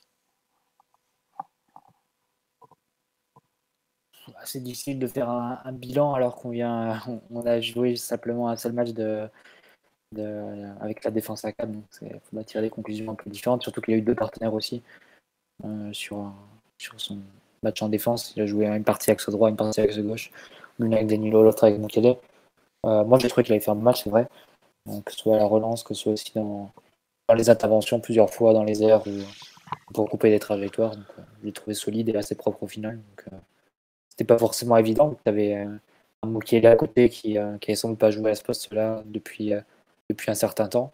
Malgré tout, enfin, on a quand même tendance à beaucoup taper sur nos défenseurs, etc. Moi, je vois qu'on est à 5 buts encaissés sur le début de saison, hein. C'est, donc si tu projettes sur l'ensemble d'une saison, c'est en dessous de 20. Ça nous est pas arrivé beaucoup, hein, sur les années QSI. Peut-être une fois sous Laurent Blanc, quelque chose comme ça. Allô? Oui, oui, non, non, excuse-moi, j'ai coupé le son du podcast, mais pas de vous. Vas-y, je te laisse continuer. Non, voilà, je disais juste c'était une remarque à part. Je disais qu'on dramatisait peut-être un petit peu sur le niveau des défenseurs quand mi-octobre, après avoir joué 11 matchs, on est à 5 buts encaissés. Ça peut-être un peu garder les proportions. Et non, sur un match comme hier, j'ai trouvé solide et propre en réussissant cette intervention, donc pas grand-chose à redire. Après, c'est clair qu'en face, tu avais Alexis Sanchez qui est un peu qui tire un peu la langue et ce n'est pas le profil d'attaquant qui met le plus en difficulté, ça c'est aussi vrai. Ouais. Oui, non, c'est sûr, le genre d'attaquant fuyant qui sait parfaitement gérer, quoi. On C'est nous plus dit pour Kipembe, ces attaquants-là qui sont un peu problématiques, ouais. je trouve. Mais il y a juste une action où il se loupe un peu sur Alexis. Mais au final, ça se finit plutôt bien. Je sais plus c'est à quel moment, je sais plus c'est à quel moment, pardon, mais il y a un moment où il se loupe un peu, mais sinon je suis d'accord avec vous sur l'impression de son visuel de son match, elle est plutôt bonne et j'ai bien aimé son match et il a l'air d'être un peu plus à l'aise dans ce système-là. Après, bon, c'est un système dans lequel il a toujours joué, donc c'est peut-être aussi logique. Ouais. On nous dit sous Laurent Blanc, on avait pris 21 buts sur l'année. On en avait pris 21 ou on en avait pris 19? Je crois que 21 c'était le précédent record. On était passé à 19, c'est ça? Autour de 20, c'est très bon, hein. Quand tu es à 19, 20, 21, 22 buts encaissés, t'es vraiment une défense très solide. Et je pense que ça devait être la saison 2015-2016 de Oui, tête. c'est celle-là, oui. Ouais, on avait fait une très très bonne défense. Et c'est des niveaux qu'on avait, je pense, quasiment plus atteints sous ce PSI. Et d'ailleurs, les années précédentes, c'est toujours Galtier, hein, qui avait la meilleure défense, que ce soit à Lille ou à Nice. Et c'était plus PSG, ni Tourelle, ni Pochettino. Donc, à voir s'il arrive à régler quelque chose à ce niveau-là, du moins au niveau statistique. Ouais. En tout cas, on nous dit sur live, on a retrouvé une certaine solidité. Oui, après, bon, Donnarumma fait des arrêts, mais c'est aussi le rôle d'un gardien.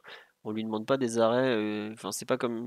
Il y a des matchs, genre à Benfica, où on concède beaucoup trop. En Ligue 1, globalement, on n'est pas souvent en danger, quoi. Après, le gardien fait partie du jeu, hein. T'as un bon gardien, on doit en profiter, quoi. Sur la ligne défensive, bon, on en a un peu parlé tout à l'heure avec l'alignement tactique. On s'inquiète toujours autant pour l'ami Juanito ou c'est juste qu'il avait un très bon client face à lui? Je sais pas, Théo, ce que t'en as pensé de notre ami espagnol qui est toujours Mmh. titulaire en l'absence de, comment il s'appelle? De Nuno. Bah, moi, j'ai trouvé son match pas si mauvais que ça, hein. Ah bah vas-y, J'ai défends-le vu avec que plaisir, hein. Ouais, j'ai vu qu'il y avait pas mal de monde qui avait dit enfin, qui trouvait son match, en dessous de celui des autres. Peut-être qu'il a peut-être un peu moins brillé que le reste du collectif, mais en termes de tenue de la ligne défensive, d'un point de vue technique aussi, je trouvais qu'il avait répondu, plutôt présent. On avait dit, enfin j'avais dit par exemple sur, la fermeture de l'intérieur, quand Marseille avait un ballon un peu de son côté, enfin un peu haut de son côté, il avait avec Vitinha, j'ai trouvé qu'il avait, formé une bonne paire, pour, couper les lignes de passe, presser même un peu par moment pour chasser des orientations, vers un centre et je crois que ça se ressent bien aussi dans son nombre de duels gagnés. Il me semble qu'il a gagné 9 duels, quelque chose comme ça et puis d'un point de vue technique, il fait quelques erreurs, avec ballon en première mi-temps, mais deuxième mi-temps, j'ai trouvé qu'il avait su un peu plus élever, son niveau, peut-être avec le rythme, du match. Moi globalement, j'ai bien aimé sa prestation. Après bien sûr, il y a comme point noir, le fait qu'il se fait prendre de vitesse, 2-3 fois par Klose et ça après c'est les qualités propres de chacun des 2 joueurs et quelque chose que lui aussi, enfin sans faut pas le donner, hein, c'est quelque chose que lui aussi doit prendre en compte. Mais globalement, en fait, je m'attendais aussi à ce qu'il soit, en dessous de ce niveau-là, donc qu'il soit là où il a été, genre, je pense qu'on peut en être satisfait. D'accord, bah c'est bien. Non, mais je pensais pas que tu aurais un avis si mesuré, voire positif sur lui, parce que moi j'avoue, j'ai pas du tout aimé son match. Mais pas de souci. Je sais pas, Mathieu ou Titi, vous êtes aussi, comment dirais-je, mesuré et positif que Théo sur sa part. Titi, peut-être un peu moins, j'imagine. Non, un peu moins que Théo, on en a parlé tard avec Mathieu, il est quand même impliqué sur pas mal des situations marseillaises avec beaucoup de mal à suivre bah, son vis-à-vis, que ce soit sur l'action où Klose le dépose ou encore l'action où Klose a le face à face. La petite frappe sur Donnarumma, là, il est toujours en retard. Après, il a toujours pour lui sa qualité technique et sa façon et son et sa pardon sa façon de bonifier les ballons un peu à la relance, il est plutôt bon là-dessus et il le restera, je pense, vu comme il est bon techniquement. Mais à part ça, j'avoue que moi, je suis un peu inquiet et je pense qu'il souffre vraiment beaucoup, beaucoup de la comparaison avec Nuno Mendes. On sait que c'est pas le même type de joueur et il faudrait même pas du tout les comparer, mais c'est vrai que j'avais des bons souvenirs de Bernat, mais bien sûr avant sa blessure. Donc c'est un joueur pas que j'estimais, mais voilà, qui a su sortir de très bonnes performances. Et là, c'est vrai que ça fait un peu mal de le voir aussi dépassé sur certaines actions. Et, et voilà, donc j'entends ce que dit Théo, mais c'est vrai que moi, j'ai pas eu des bonnes sensations sur son match, voire même ses matchs depuis qu'il a repris un peu le poste vu que Nuno est blessé, quoi. Ouais, après, c'est vrai qu'on nous rappelle sur la live que le côté droit de Marseille est très percutant et que c'est pas un match facile, Aussi, c'est sûr. aussi. Mais en fait, tu vois, je trouve que j'entends très bien la partie technique où bah, je crois qu'il a fait 100% de passes réussies, il est toujours propre et tout à ce niveau-là.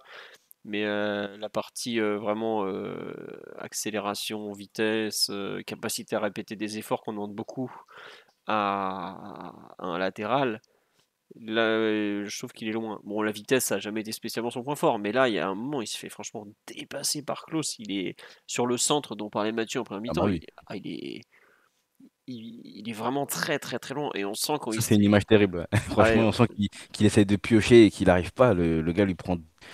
Enfin, il va trop vite quoi pour lui. Après, Klose, c'est l'un des joueurs les plus rapides du championnat, si je dis pas de bêtises, les stats étaient sortis. Mais voilà, quand même, c'est vrai que visuellement, c'était dur de le voir aussi dépasser. Ouais, et moi j'avoue que le volume offensif me paraît un peu douteux, quoi. Bah, après, enfin, c'est un joueur qui a pratiquement jamais enchaîné depuis 2 ans et sa blessure. Bon, c'est compliqué de lui demander trop, mais bon, je suis un peu perplexe. On nous dit qu'est-ce que vous pensez sans le comparer à Nuno Mendes? C'est ça le problème, c'est qu'on est habitué au caviar à ce poste-là. Donc forcément, quand il arrive après avec son pâté de foie, le pauvre Bernat, bon, il est mignon, mais bon, oui, il tient pas la comparaison. C'est pas un mauvais joueur pour autant, mais oui, forcément, il est loin, quoi. Après, on veut pas revenir à Bakker ou Kurzawa, non, non, surtout pas. Oui, Théo? Qu'est-ce que je veux dire? Je Ouais, sais oui, le truc, c'est que ouais, j'entends bien vos arguments, il y a pas de souci. Mais notamment sur la partie, je suis totalement d'accord avec vous sur la partie, Athlétique. ouais, athlétique, enfin, se faire dépasser par Klose, il y a enfin, notamment que sur cette action-là, c'est aussi un peu lui qui se donne un peu trop vite ou qui, fait pas attention, à son dos et revient en retard. Et après sur le côté du fait de capacité à répéter les efforts et ça enfin, tu l'as bien dit Philo, c'est maintenant ce qui fait le joueur et faut enfin, hem, faut le juger comme étant, ce qu'il est. C'est comme, ce qu'on a pu voir, dans les analyses, parisiennes, les précédentes années, certaines personnes qui pouvaient demander par exemple à Herrera, à Danilo, d'être des joueurs créatifs avec ballon, mais c'est pas ce qu'ils ont été, c'est ce qu'ils ont jamais été. Alors Bernat, lui, était un peu plus vitaminé, si on peut dire, mais maintenant depuis sa blessure, on sait qu'il a ce déficit physique-là et je pense maintenant faut le juger comme tel. Ouais, non, mais t'as raison, effectivement. Mais c'est vrai qu'on se souvient de lui il y a 2 ans où il sortait un super Final 8 et depuis là, t'as du mal à reconnaître le même joueur, mais bon. C'est comme ça, écoutez. On va faire avec ce qu'on a, et puis globalement, Nuno il revient dans 2 semaines, si je me trompe pas, et une semaine et demie, 2 semaines, et ben on fera avec, hein, qu'est-ce que vous voulez que je vous dise. On nous dit Warren Zaïre Emery, c'est pour quand? Je dis, mais attendez, il a 15 ans et demi ou 16 ans, je voulais aller le voir, les U19 jouent régulièrement, il n'y a pas de. Voilà, et puis il joue pas arrière gauche. Euh, Ça me fait une bonne transition pour parler du milieu de terrain d'hier. Bon, je pense qu'il y a un joueur dont on doit absolument parler, c'est l'ami Fabien Ruiz. Attendez, j'ai une belle photo, on a les 3 milieux de terrain, on va en profiter. Bah tiens Mathieu, toi qui es probablement celui qui avait le plus vu jouer avant qu'il arrive à Paris parce que tu suis la Serie A, qu'est-ce que tu as pensé du match de Ruiz, donc relayeur droit, lui qui est gaucher. Je pense qu'on est tous d'accord pour dire que c'est son match à Paris, son meilleur match, pardon, il manquait un mot, même s'il n'avait pas Bah, été moi, je l'avais mauvais à trouvé Lyon. bon face à Lyon aussi, hein. Oui, j'allais dire, à Lyon il avait fait un bon match, mais hier quand même on est un cran au-dessus, 45 non? minutes à Lyon, ouais, parce que à Lyon, ça, il était un peu à court de forme, Bah, il donc était sorti tôt en plus, c'est ça, c'est vrai ouais, que le sorti début de très deuxième tôt. période Mm. était difficile, il avait eu un peu de mal à réenclencher. Mais ouais, il a fait un très bon match et beaucoup ont souligné sa deuxième mi-temps, mais dès les premières minutes, en réalité, il récupère des ballons. Je sais pas si Titi l'a annoté sur son cahier aussi, mais dès les premières minutes aussi, il gratte des balles pour lancer des contre-attaques ou des, des nouvelles séquences de possession parisienne. Et pareil, comme tu l'as dit, le fait de jouer gaucher à droite, ce qui n'est pas nouveau à la fois pour lui et c'est quelque chose qui se fait, hein. Je me souviens même un joueur comme Matuidi, il a déjà joué axe droit, que ce soit sous Ancelotti, même sous Deschamps. C'est parfois, il y a des coquetteries qui sont proposées par les entraîneurs pour certains inversement. Et Fabien Ruiz, pour le coup, avait déjà joué dans ce registre-là, notamment sous Gattuso. Et on a déjà parlé en plus avec Paul. Y compris d'ailleurs en équipe d'Espagne, quand ils sont sacrés avec les espoirs, ils jouent axe droit, si je me souviens bien, et c'est Ceballos qui joue axe gauche. C'est pas du tout quelque chose de nouveau pour lui. Ça lui permet de rentrer un peu sur son pied fort. Et non, il a montré ses qualités qu'on connaît, hein, notamment sa grande sûreté technique, quelques passes qui sont vraiment bien trouvées vers l'avant et qui font progresser le jeu. Et c'est vrai que ça donnait un milieu de terrain avec Vitinha et Verratti qui a été au final assez mobile. Parfois un petit peu trop, ça laissait, quand les trois sortaient un peu au bon moment, ça laissait quelques espaces dans le dos. Je pense plusieurs fois Guendouzi et Harit ont pu être trouvés sur des passes comme ça vers l'intérieur. Mais après, ça demande quelques réglages forcément. Mais non, moi j'ai trouvé les trois plus globalement assez performants, très justes techniquement. Et le match de Fabien Ruiz en particulier a cette image-là.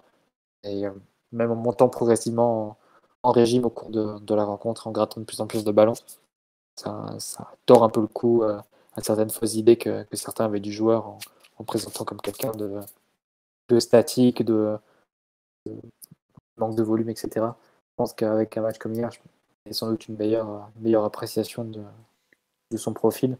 Tiens, question. Et... je me permets de te couper. Est-ce que tout le monde retient sa fin de match parce qu'il a fini très fort? Est-ce que tu penses que ça peut être lié au fait qu'il n'ait pas joué mercredi en Ligue des Champions, enfin mardi, contrairement à la plupart des joueurs qui étaient sur le terrain à ce moment-là?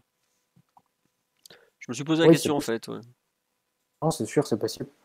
C'est possible. Après, oui, après c'est aussi lié à ses caractéristiques. Hein, quand les minutes avancent et que c'était un match, le troisième match durant une semaine, il y a aussi plus d'espace pour percuter balle au pied. Et tu l'as vu notamment sur une ou deux actions en deuxième période, où juste après avoir récupéré le ballon, il continuait à progresser balle au pied. Et là, ça fait mal à l'adversaire parce qu'il n'est pas en mesure de vraiment suivre physiquement. Notamment, ça donne une situation pour Neymar, il me semble. Ouais. C'est la situation du penalty, notamment, du possible penalty. Donc, non, moi j'ai trouvé vraiment un bon match de sa part. Et ce qui est bien aussi avec la possibilité de passer à 3 milieux de terrain et en 4-3-3, c'est sans doute pas ce qui motive le choix de Galtier, mais je pense que ça aura une conséquence positive, c'est que tu vas enfin intégrer tes milieux de terrain. Jusqu'à présent, c'est surtout Verratti et Vitinha qui avaient monopolisé l'ensemble des minutes. Même en début de saison, c'est Danilo qui avait ses minutes de troisième milieu, on va dire. Là, tu as la possibilité avec trois joueurs titulaires, déjà de faire débuter les matchs de Fabien Ruiz, et aussi de faire rentrer en jeu des Solaire et des Renato, qui a réussi à rester sur ses deux jambes. Et ça va te permettre de les intégrer et de les faire rentrer dans une dynamique collective. Et c'est un peu ce que tu cherches aussi. Si tu restes à 2 milieux de terrain, c'est beaucoup plus difficile pour eux. Non mais t'as raison parce que là on joue à 3 milieux, on en a 5 sans même compter Danilo. Le PSG a 5 milieux de terrain, Verratti, Vitinha, Ruiz, Solaire et Renato, sans compter Danilo, donc en plus Zahir Emery. Avec 2 milieux seulement axiaux que tu utilisais à chaque match, tu faisais très peu tourner. Là tu vas pouvoir faire jouer un peu plus de monde. Mais bon. On nous dit il y a beaucoup de gens qui ont absolument voulu le comparer à Mota. Non mais hier je sais pas pourquoi c'était ressorti d'un coup alors que Mota qui. Barrelles au moment de son arrivée aussi. Ouais, non, bien hier qu'il n'y a pas grand chose à voir. Mais... Bah ouais, parce que j'ai jamais vu Mota faire 50 mètres balle au pied comme l'a fait Ruiz hier, par exemple. Après, bon, il y a certaines passes que Mota aurait pu faire. Dépend quel Mota. Oui, voilà, oui, c'est sûr. Et puis hier, c'est même Quelle période le milieu qui a la plus grosse zone d'activité, hein, je pense. Non, c'est sûr. Non, c'est. Oui, bah, je pense, ouais. On nous dit effectivement sur live 10 récupérations, tout ça. Mais ouais. Ah oui, 10 récupérations. Okay. Ouais, après, les stades de récupération, tu sais, ça veut. Mmh. Si tu sais bien te placer, des fois tu peux avoir des chiffres incroyables sans avoir fait forcément un match où tu as l'impression que. Voilà. Et puis des fois, des joueurs qui ont fait des matchs où ils ont charbonné toute la rencontre, ils se retrouvent avec 4 ballons récupérés, tu fais ah ouais, finalement, bon, parce que c'est toi, t'as pressé, c'est un autre qui récupère, enfin, c'est des stats toujours intéressantes parce que ça te montre une activité ou au moins une présence ou une intelligence de jeu, mais c'est pas non plus la stat ultime d'activité défensive, quoi. En tout cas, c'est intéressant cette capacité aussi à gagner des mètres avec le ballon. Vous avez parlé de la fameuse action pour Neymar en seconde mi-temps. En première mi-temps, il en a une aussi où il remonte un peu le terrain ballon au pied. On voit pas pas forcément beaucoup ça dans notre milieu de terrain. On n'a pas beaucoup de joueurs qui le font très souvent. Et là, le voir faire ça, en plus, il est assez grand et donne l'impression d'être un Folland par un moment, même si je pense qu'il est quand même pas le plus rapide du monde, mais voilà, il, il donne l'impression d'être un Folland par moment et c'est vraiment intéressant d'avoir cette corde aussi avec ce joueur-là. On a, on n'a pas encore vu sa qualité de frappe, même il en a quelques-unes qui sont contrées, etc., dans les matchs, mais il y a le moment où il va réussir à se mettre en position aussi de frappe, c'est aussi ça, pour ça que sa position un peu à droite du terrain peut être intéressante. On sait qu'il met beaucoup, beaucoup de buts en dehors de la surface. Je crois que c'est l'un des joueurs qui en met le plus en dehors de la surface sur les dernières saisons. Donc quand il va pouvoir prendre sa chance et avoir des positions de frappe claires, je pense que ça peut aussi être une bonne arme pour nous. En tout cas, match intéressant hier et match encourageant avec Marco et Vitinha au milieu de terrain. Je pense que ça peut être intéressant. Et en plus, la répartition des rôles est. Du coup, au final, c'est Verratti qui est le plus reculé des trois, si je dis pas de bêtises. Non? Oui? Oui, oui, oui, Ouais, Oui, ouais. excuse-moi, ouais. oui, oui, non, non, mais Ça- en fait, oui, c'était. C'est ça. Comme ça l'a toujours été, je pensais pas que tu Ouais. voulais une confirmation, quoi, c'est tout. Ouais, mais non, mais après, on aurait pu voir autre chose, hein. On aurait peut-être pu le voir, parce que je sais qu'on en a parlé avec.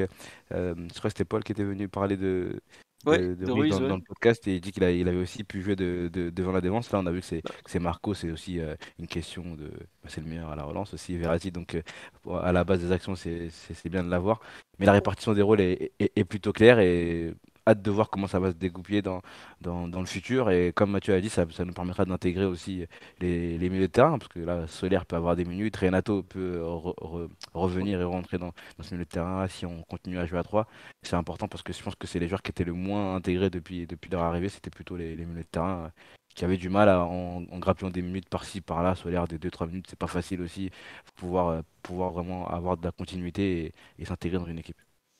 Ouais. Tiens, une question qui est intéressante sur le live qui dit est-ce que vous pensez que cette intégration de Ruiz côté droit a, euh, a fait que l'ami Vitinha, qui était donc sur la gauche, a touché moins de ballons? Ou est-ce que, enfin, vous voyez ce que je veux dire, une sorte de comparaison où peut-être que Vitinha était moins vu que ce qu'il a pu être d'habitude? Euh, Moi, pour donner un avis, après je vous laisserai répondre tout ça. Je pense que c'est surtout aussi lié au positionnement de Neymar et de Messi. On a un peu basculé le pôle d'activité de la gauche vers la droite, avec Neymar qui cherche assez naturellement Messi qui jouait vraiment axe droit. Euh, on a pas mal tenté de chercher Ruiz et Verratti à la relance. Bon, peut-être aussi le fait que Bernat occupe pas beaucoup le couloir devant lui fait on n'est pas beaucoup allé côté gauche pour attaquer avec Vitinha. Et j'ai l'impression que quand on attaquait côté Vitinha, on cherchait beaucoup plus à aller vite devant avec Mbappé plutôt qu'à tenter de construire avec patiemment avec Bernat et, et le petit portugais. Donc Il n'y a plus pas une un, différence non plus énorme entre les ballons touchés par Vitinha et les ballons touchés par les deux autres, hein. je sais pas, Vitinha, il termine le match avec 77 ballons touchés. Ruiz 86, Verratti 87. Tu vois, tu as au maximum 10 ballons touchés d'écart avec Verratti. Il y a des matchs où ça a été beaucoup plus. Donc, Hmm. c'est pas non. À la rigueur, tu peux me dire que ça a été assez équilibré entre les trois. En Ouais. répartition, il y a des matchs où c'était surtout Verratti qui prenait le protagonisme. Et Messi aussi. Ça s'est plutôt fait d'ailleurs au détriment de l'Argentine, je dirais, la Ouais. répartition des milieux de terrain. Mais sinon, Vitinha, je trouvais qu'il avait fait un match dans la lignée de ce qu'il fait un peu depuis qu'il est là, c'est-à-dire une grande sûreté technique, capacité à avancer, à se projeter un peu, et à être très très présent sur tout ce qui est couper les lignes de passe, récupérer les ballons, etc. Il l'a fait encore plusieurs fois, y compris en deuxième période. Donc, moi, j'ai trouvé encore un match positif, de Vitinha. Je On nous ne dit ferai pas des critiques sur ce match. Ouais, on nous dit plus neutre avec le ballon. Bah, je pense qu'en fait, on l'a trouvé plus neutre parce que justement, on lui demandait d'aller chercher Mbappé très vite devant lui. Et à partir de là, il est capable de jouer comme ça en très peu de touches de balle et c'est exactement ce que l'entraîneur lui demande. Et forcément, moins être exposé, quoi. Après, moi, je trouve que dans ce rôle de complément, pour jouer un peu de façon différente, en posant peut-être plus le jeu à droite, en le jouant plus vite à gauche, il correspond très bien à ce qu'on lui demande de faire. Peut-être plus qu'un Fabian qui est pas forcément un joueur qui va te faire jouer des transitions rapides, quoi. Donc non, je trouve que l'équilibre entre les trois est plutôt bon. Alors il y aura forcément des moments où ils vont être en difficulté, mais je trouve que ce milieu de terrain est très prometteur. Enfin, je sais que la paire Vitinha-Verratti a enchanté beaucoup de supporters depuis 2 saisons. Enfin, je suis parti avec Omar dans ceux qui n'en faisaient pas partie, parce que je trouvais trop de limites. Autant le trio me plaît beaucoup. Voilà. Il y a- Oui. J'allais dire qu'il y a des actions où je pense ce qui frustre un peu les gens, c'est qu'il y a des actions où ils pourraient peut-être regarder plus vite devant. C'est-à-dire il y a des actions où je crois que Mbappé, en milieu de première mi-temps, il y a une action où Mbappé il a un semblant d'espace où on peut le trouver toujours dans sa position préférentielle, un peu axe gauche et en profondeur. Et Vitinha prend le ballon et met un peu de temps à lui donner et ça se referme très rapidement. Là où Neymar aurait sans doute lancé directement Kylian. Donc je pense qu'il y a il y a des moments où il peut un peu, pas frustré, mais on peut être, on peut se dire, ah, c'est dommage, il aurait pu, peut-être en levant un peu plus vite la tête ou en prenant un peu plus de risques, trouver un coéquipier vers l'avant. Mais je pense qu'il faut intégrer que c'est c'est le joueur qui est Vitinha et il y a des moments où il va peut-être privilégier une passe un peu plus sécurisante plutôt qu'une passe vers l'avant. Après, moi, ça me gêne pas trop pour le moment. Il y a je trouve que ça s'entend, ou en plus, il préfère plutôt, il privilégie la continuité de la possession plutôt que de tenter une passe décisive directement. Je pense que c'est pas trop le joueur qu'il est, donc ça me gêne pas, mais je vois quelques critiques qui portent souvent sur ça, sur Vitinha, et je peux l'entendre aussi. Ouais, ça tombe bien, Mais j'ai bien aimé son match. c'est exactement ce qu'on dit sur le live. Il faudrait qu'il prenne un peu plus ses responsabilités. Je pense que pour l'instant, tant qu'il y aura des joueurs qui prennent beaucoup de place comme Verratti et C'est ça. Ruiz à côté de lui, on le verra pas faire ça, quoi, tout simplement. Mais bon. On nous dit hier soir, Vitinha plus joueur de quantité que joueur de qualité. Oh, je sais pas, c'est peut-être un peu dur, mais bon. Globalement, si c'est ça un mauvais match de Vitinha, je pense que tout le monde signe. Hein. Faut pas, ça reste quand même très qualitatif comme joueur et comme prestation, comme production, tout ça, quoi. On va peut-être passer un joueur dont on va forcément parler parce que c'est l'homme du match, c'est l'ami Neymar. Qui veut évoquer, bah tiens Théo, on t'a pratiquement pas entendu sur les perfs individuels si ce n'est pour défendre Bernat, donc tu as le droit de parler d'un vrai bon joueur cette fois-ci. Ton avis sur le match de Neymar dans ce rôle vraiment de 10 très responsabilisé pour une fois, enfin plus que d'habitude encore. Tu as aimé, tu n'as pas aimé, tu as adoré, tu as trouvé ça parfait pour lui, on t'écoute un peu. J'ai aimé bien sûr.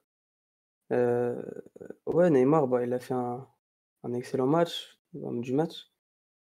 Il y avait dans cette notion du 4-3-1-2, aligné par, Galtier, bah, ça quand même qui ressortait un peu, qui sautait un peu aux yeux quand tu vois la composition. Bah, le fait que Neymar soit un peu, soit, seul entre ces 2 lignes-là et que forcément, il allait pouvoir être trouvé, dans, sa position préférentielle en fait, entre les lignes, entre la ligne défensive et la ligne médiane, de l'équipe adverse, très, très libre et de là, il peut inventer,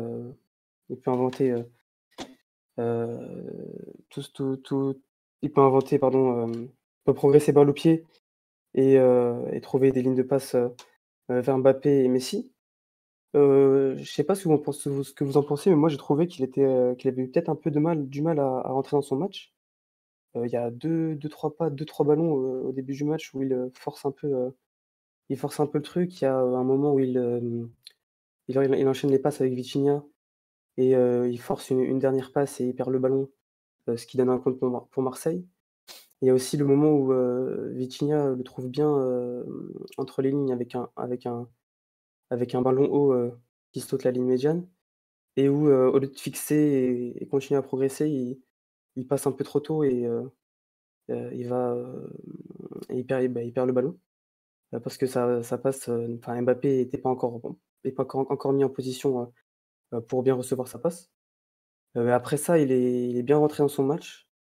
Il a fait la différence, il a marqué, il marque, l'unique but du match avec, une superbe, souplesse de cheville d'ailleurs enfin c'est ce qui m'impressionne toujours avec lui, c'est il a du caoutchouc, à la place des chevilles Tiens, juste, je me et permets de te couper une seconde, il y a une personne sur live qui pense que la frappe était pas volontaire et le but était un peu chanceux. Ah non, non, le but il est pas du tout chanceux, c'est Non, exactement où il veut mettre le ouais, non, ballon. Hein. Et Neymar, il aime bien chercher des zones comme ça. D'ailleurs, souvent, on voit lui des petits tours, il touche le poteau ou c'est juste à côté, etc. Il aime bien chercher les zones comme ça. C'est ce qu'il voulait faire, hein. Franchement, c'est. Et de toute façon, il fallait bien ça pour battre Paul Lopez hier, hein, j'ai l'impression. Donc, ouais, pour moi, il voulait vraiment faire ça. Voilà. Vas-y Théo, si tu veux reprendre où tu en étais, n'hésite pas sur sa performance. Ou peut-être que tu avais fait le tour. Ouais, non, ouais, je pense qu'il y a. Enfin, j'ai fait le tour de mon côté. Je sais pas si vous avez quelque chose à dire. Aussi, peut-être à noter, encore une fois, sa volonté de faire les efforts défensifs, ce qui s'est un peu éteinte en seconde mi-temps, mais ça, je pense qu'on peut pas trop lui en vouloir. On sort d'une grosse semaine avec le match contre Benfica et comme un peu tout le monde, il était un peu tout le monde sur le terrain, il avait l'air un peu exténué. Ah oui, il Mais a fini globalement, complètement plein de cuit. bonne volonté. On nous dit il s'est enfin habitué à ses pumas. Oui, c'est vrai, c'est vrai. On nous dit sur le but, chanceux serait de la passe est arrivée vite, donc ça m'a surpris la précision. Bah, ça reste un joueur d'une élite technique absolue, donc c'est pas. C'est un but qu'un Messi pourrait mettre, par exemple, de l'autre pied. Donc, c'est vrai que ça peut surprendre. Il n'y a pas beaucoup de joueurs qui sont capables de faire aussi bien comme ça, avec une telle sensibilité, une telle précision, mais c'est un joueur rare, Neymar. Mathieu ou Titi, sur le match de Neymar, effectivement, moi, j'avoue que j'ai bien aimé son match, j'ai beaucoup aimé son match. J'en fais dans le jeu depuis des semaines, je trouve que c'est son meilleur, d'assez loin. Et ce que je craignais quand je l'ai vu comme ça, numéro 10 en début de rencontre, c'est qu'il joue un peu trop avec le feu quand il descendait très bas, quoi. Et au contraire, je trouve qu'il a été d'une justesse, même bas sur le terrain. Alors, il y a eu quelques pertes de balles parce qu'il tente des trucs compliqués, mais globalement, il y a eu des moments où il m'a fait peur, mais je l'ai toujours trouvé en contrôle du tempo, en contrôle du ballon, en contrôle de ce que son équipe avait besoin, de ce dont son équipe avait besoin. Et bon, alors les tests de la maturité de Neymar, tout ça, bon, on en a déjà parlé, ça me fait un peu sourire. Mais hier, il fait un match d'une vraie maturité dans le jeu en fait. Et c'est pas si courant. C'est un peu ce qui me fait douter aussi de la viabilité du 4-3-1-2 à moyen terme, c'est que bah, est-ce qu'il est capable de reproduire ce genre de choses dans un match qui va être un peu plus chaud? Adultonei est-il enfin arrivé à Paris de façon définitive? Je ne sais pas. Mais vraiment, pas de dégoupillage et des choix intelligents, des choix pertinents, des prises de balles dans le bon sens, des dribbles au bon moment, aux bons endroits, je trouve. On nous dit peut-être plus cynique, plus froid, peut-être. Hier, je l'ai pas trouvé trop fantaisiste, par exemple. Il y a des moments où on a vu des matchs où il est complètement déconnecté de l'équipe. On est là à se dire, mais qu'est-ce qu'il est en train de faire, quoi. Reviens là, reviens. Hier, je l'ai trouvé très juste en fait. Alors évidemment, il y a des passes qui sont pas arrivées au bout parce que bah, c'était compliqué, qu'il y avait beaucoup de rythme en première mi-temps notamment, que le déchet fait partie du football de haut niveau quand on tente autant. Mais vraiment un match bien complet, quoi. On nous dit il a vu Benzema avoir un ballon d'or à 34 ans, ça lui a rappelé qu'il pouvait encore avoir une carrière si vous voulez. Ouais, si le Brésil va au bout, pardon, à la Coupe du Monde 2022, il sera pas loin du trophée à la fin, il faut quand même le dire. Donc voilà. Je sais pas Mathieu ou Titi ce que vous avez pensé de cette rencontre de Neymar, peut-être un peu moins positif que moi, mais je veux bien votre avis en tout cas. Bon, ni l'un ni l'autre ne semble décidé à vouloir parler de Non, Ney. je voulais Ouais, laisser Titi. Mathieu qui n'avait pas parlé depuis un moment. Je pensais qu'il Ben allait non, prendre la parole, mais non, moi je suis d'accord avec toi. J'ai beaucoup aimé son match.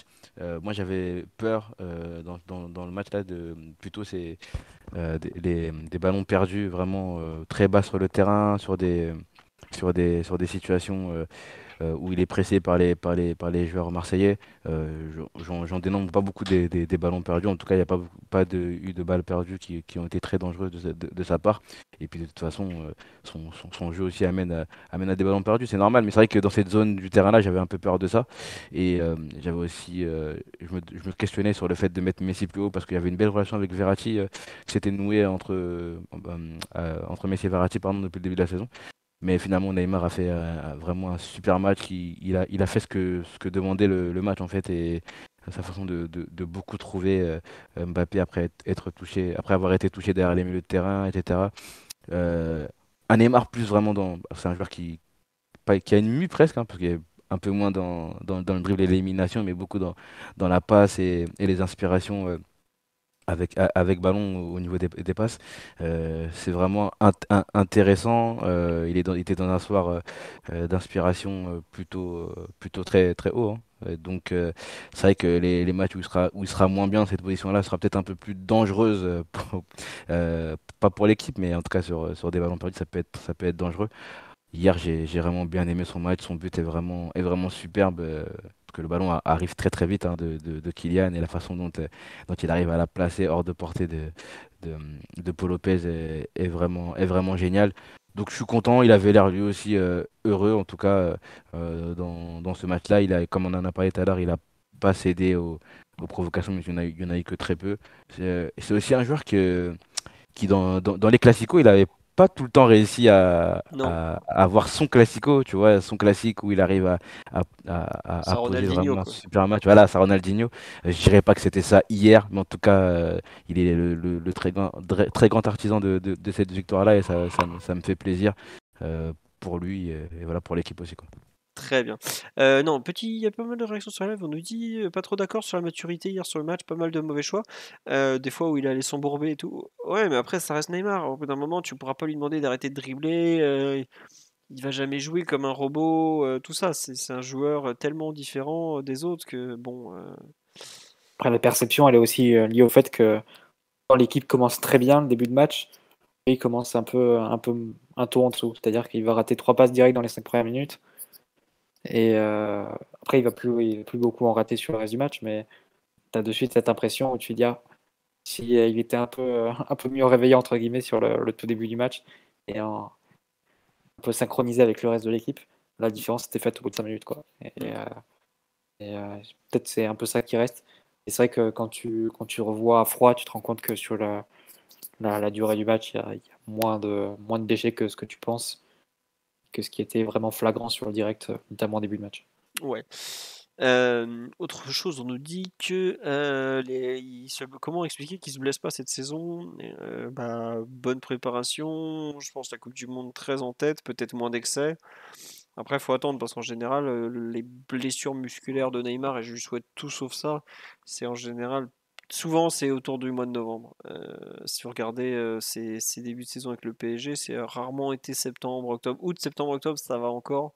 Là, on va arriver sur l'hiver, les terrains très gras. C'est là.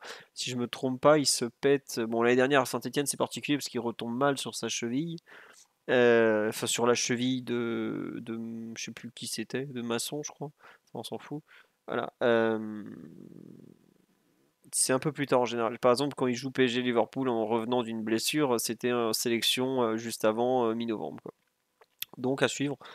Mais peut-être que le fait d'avoir fait une vraie préparation, d'avoir eu des vraies vacances cet été sans compétition, tout ça, ça lui fait du bien, quoi. On nous dit il recommence à faire chaud un peu tranquille, il va pas se blesser. Bon, après, nous, il nous reste 5 matchs avant la trêve, si je me trompe pas, 5 6 5. Donc on va voir, hein, mais bon. En tout cas, on est très content qu'il puisse enchaîner. Et là, ça fait quand même plus de 6 mois qu'il peut jouer sans être gêné. Plus de 7 mois, pardon, parce qu'il était revenu, si je ne me trompe pas, le 15 février contre le Real. Donc ça fait 7 mois qu'il peut jouer sans aucun problème physique. Il n'a pas raté un match pour une blessure. Donc je me demande si c'est pas son record à Paris d'ailleurs. Mais bon, on va espérer que ça passe. Après, c'est vrai que le retour de Coupe du Monde, entre le passage au Qatar et l'arrivée à Paris pour les petits 16e de finale de Coupe de France, ça va faire tout drôle. Mais écoutez, le PSG lui laissera du temps, je pense, pour se réhabituer. Voilà. En novembre, il y a la Coupe du Monde. Oui, bah après, enfin, on me dit s'il se blesse, voilà, je lui souhaite, enfin, je ne souhaite pas à Neymar d'être blessé en novembre parce que rater une Coupe du Monde sur une blessure pour un joueur comme lui qui a déjà failli finir en fauteuil roulant en 2014, ça serait assez terrible, quoi. Donc, et qui joue la 2018 en étant à peine remis. Donc, le sort s'est assez acharné sur lui pour l'instant. Est-ce que vous voulez parler des 2 matchs de Messi et Mbappé rapidement? Même si je pense que le match de Messi, il n'y a pas grand-chose à en dire. Est-ce que vous voulez dire un mot sur Mbappé? Ou la rencontre ne nécessite pas qu'on s'arrête spécialement sur son cagne et sa production? Mathieu, qu'on a peu entendu sur Neymar, tu veux parler de Kylian, 6ème du Ballon d'Or, ou du Kylian qui joue contre Marseille hier soir? Je parlais du Kylian qui mériterait un César pour sa prestation en zone mixte après le match. Je suis tombé des nues, Mathieu. On est tombé des nues. Je faisais la sieste. J'étais plus au courant. J'étais à la sieste. Non, plus sérieusement, pour revenir sur le match, c'est clair que le changement de système est censé l'avantager, même si moi je reste toujours assez stupéfait que Mbappé veuille jouer comme un ailier gauche plutôt qu'un avant-centre comme Ronaldo et marquer des buts. Bon, on va passer là-dessus. Et on va dire que c'était, je pense que Titi l'a mentionné un peu plus tôt dans le podcast, en tout cas on a beaucoup parlé aujourd'hui aussi entre nous, mais le fait que assez clairement identifié le schéma avec Neymar trouvé en rampe de lancement et Mbappé ensuite pour courir entre gauche et axe gauche pour jouer les 1 contre 1 avec l'axe droit marseillais, donc en l'occurrence Mbaba. Le problème, c'est qu'il n'est pas passé très souvent. Le deuxième problème, c'est que quand il a joué un autre joueur comme Mbaba au duel, il n'est pas passé non plus, à savoir Balerdi en fin de match, ce qui est plus gênant. Sur le plan de la finition, il y a quelques bonnes choses. La frappe qui contraint à Paul Lopez un arrêt sur sa droite. L'enchaînement n'était pas parfait, mais malgré tout, je trouve qu'il la redresse plutôt bien et il arrive à mettre assez de force pour mettre en danger le gardien. Il y en a d'autres où c'est un peu moins le cas. Il y a une frappe qu'il envoie dans les nuages où il est mal orienté, on va dire. Et son corps va un peu trop en arrière, du coup le ballon s'envole. Ensuite, sur ce qu'il a pu faire dans la création d'occasion, évidemment, il y a le but qu'il offre à Neymar, il y a la passe vers Hakimi. Ouais, je suis un peu étonné que lui veuille faire ça plutôt que marquer les buts. C'est un peu un débat qu'il doit avoir en interne avec lui-même en réalité. J'ai pas trouvé que c'était un match qui marquait non plus une hausse dramatique de son niveau de jeu par rapport à ses précédentes sorties. Donc, la question à Mbappé, elle va un petit peu au-delà du poste malgré tout. Ouais. Non, mais tu vois, en fait, ça me fait un peu penser en termes de qualité générale au match contre Benfica, dans le sens où il fait pas. Il est meilleur dans la percussion contre Benfica, mais il est meilleur contre Marseille dans la distribution du jeu, parce qu'il fait quand même pas mal de passes, dont une décisive, même si devrait pour moi y en avoir au moins une autre avec Hakimi. Mais la prestation n'est pas complète, quoi. T'as un petit truc qui manque encore, alors après peut-être que ça va revenir, hein. Je me souviens plus, les dernières, c'est le mois d'octobre, c'était pas le mois justement où il enchaînait les matchs sans marquer. Faudrait Même confirmer. l'année d'avant, ça fait Ouais. 2-3 ans où à l'automne, c'est toujours Mm. un peu plus difficile pour lui. Généralement, il commence très bien. Ouais. Arrive en août, en termes de. Enfin, c'est lui qui gère le mieux la préparation et met des vitesses à tout le monde. Après, il a un petit contre-coup et la deuxième partie de saison, c'est. Là, il vole, il marche sur l'eau. Mm. Non, mais c'est C'est vrai. limite le meilleur joueur du monde à chaque fois sur les deuxièmes parties de saison, l'un des 2 meilleurs joueurs du monde à chaque fois sur les deuxièmes parties de saison. Là, on verra quelle sera sa préparation. Après, c'est un peu emmerdant pour lui s'il est bon après la Coupe du Monde. On verra comment il a géré ça. Mais Mais d'ailleurs, oui, c'est pas normal qu'il ait un petit creux. Enfin, c'est dans la logique de ces dernières saisons. Le problème, c'est que lui, ça dure depuis peut-être un peu plus longtemps que sur les dernières saisons. Et il y a tout le cirque autour, quoi. C'est un peu ça qui change. ouais, il y a un truc qui est marrant, c'est que on a beaucoup parlé des Sud-Américains de la Coupe du Monde dans la tête. Lui, peut-être qu'il l'a plus qu'on l'imagine dans la tête aussi. C'est un truc, on n'en parle pas beaucoup de la Coupe du Monde pour Mbappé au final.